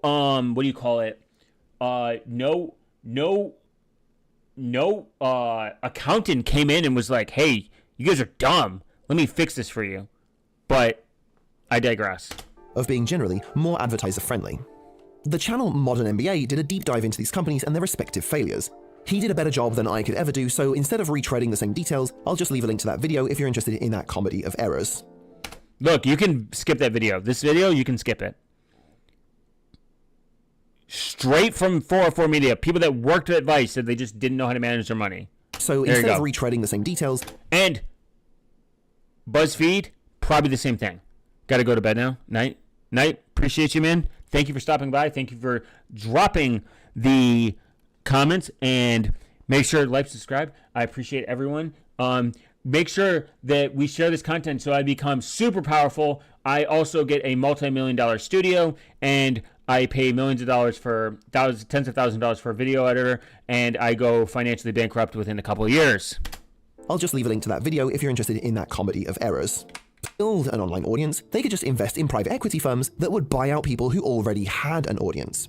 And then... Like, if you're a podcast and your operating expense is that high, you're just dumb. You're bad with your money. You're retarded. And you deserve to financially fail. Personally. If you are bad with your money and you are putting other people at risk that you employ, and you do not know how to scale your business without forking over tens of thousands of dollars, you deserve to fail. I'm sorry. I'm not sorry. Over the past 20 years, the scale of private equity operations has increased from less than a measly $1 trillion. A data firm who are themselves new private equity managers. You just don't know how to manage your money. And you should be learning raised about $2 billion. And borrowed public releases, the biggest firms in the YouTube space have collectively raised about 2% of the overall private equity market. Now, for the creators themselves, this is a perfectly understandable decision to make. Online fame can literally collapse at any second for any reason. So if they can sell part or all of their channel and secure that bag, I don't think anybody should begrudge them for doing it. But it will inevitably change their content slowly but surely. Saying you shouldn't begrudge somebody because they don't know how to manage their finances, especially when times get hard, is a problem. It's a business at the end of the day. If you don't know how to manage your business's finances, you need to go reassess and then stop what you're doing, get the McDonald's application, and figure it out. I mean, it's not that crazy. Why are you getting a $5,000 to $10,000 studio? Just fucking make it in your bedroom at that point. Like, people, like, these YouTubers act like they're doing the same mistakes that legacy media is making, where I watch Security Now. Security Now talks about this. I don't know how true it is, but one of the guys that runs it, he talks about this. He's like, I wish I would have just set this up in my house and done it over Zoom. I spend way too much money. I'm locked into a contract. I have a studio.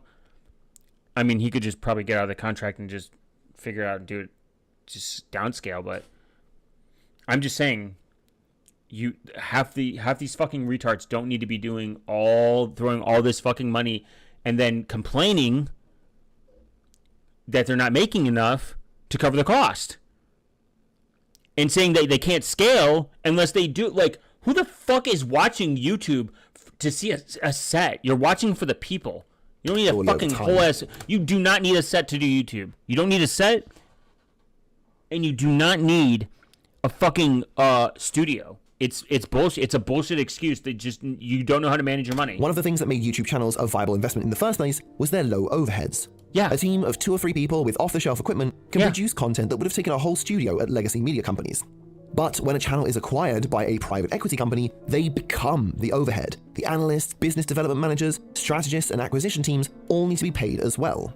This means that to maintain profitability, the channel needs to make more revenue.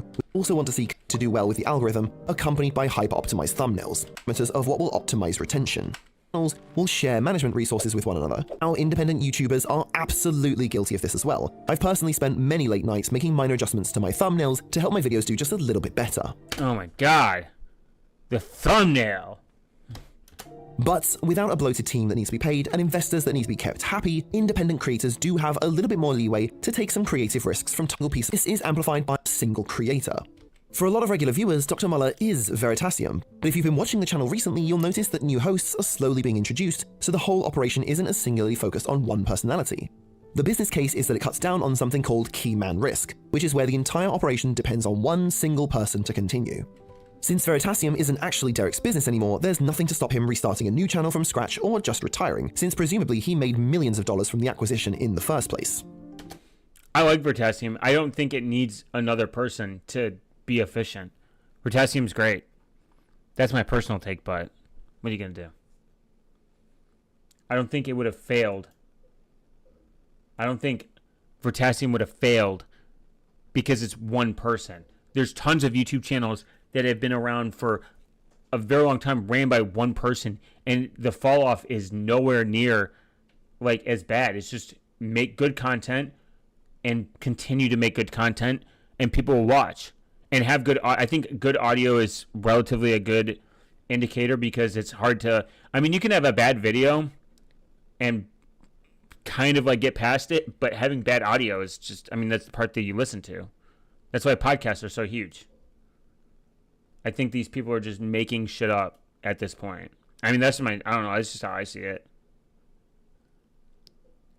But I've raged long enough, guys. I've raged for 3 hours. I played Magic. I appreciate everyone stopping by. I've achieved 50 views. I've achieved also a 3-hour Scream Fest. I am no longer relevant. What do I know? I don't have millions of subs. I'm just salty because I don't have millions of subs. I appreciate everyone stopping by. I'll see y'all in the next video. Make sure to like, subscribe, and share, and argue in the comments for the algorithm.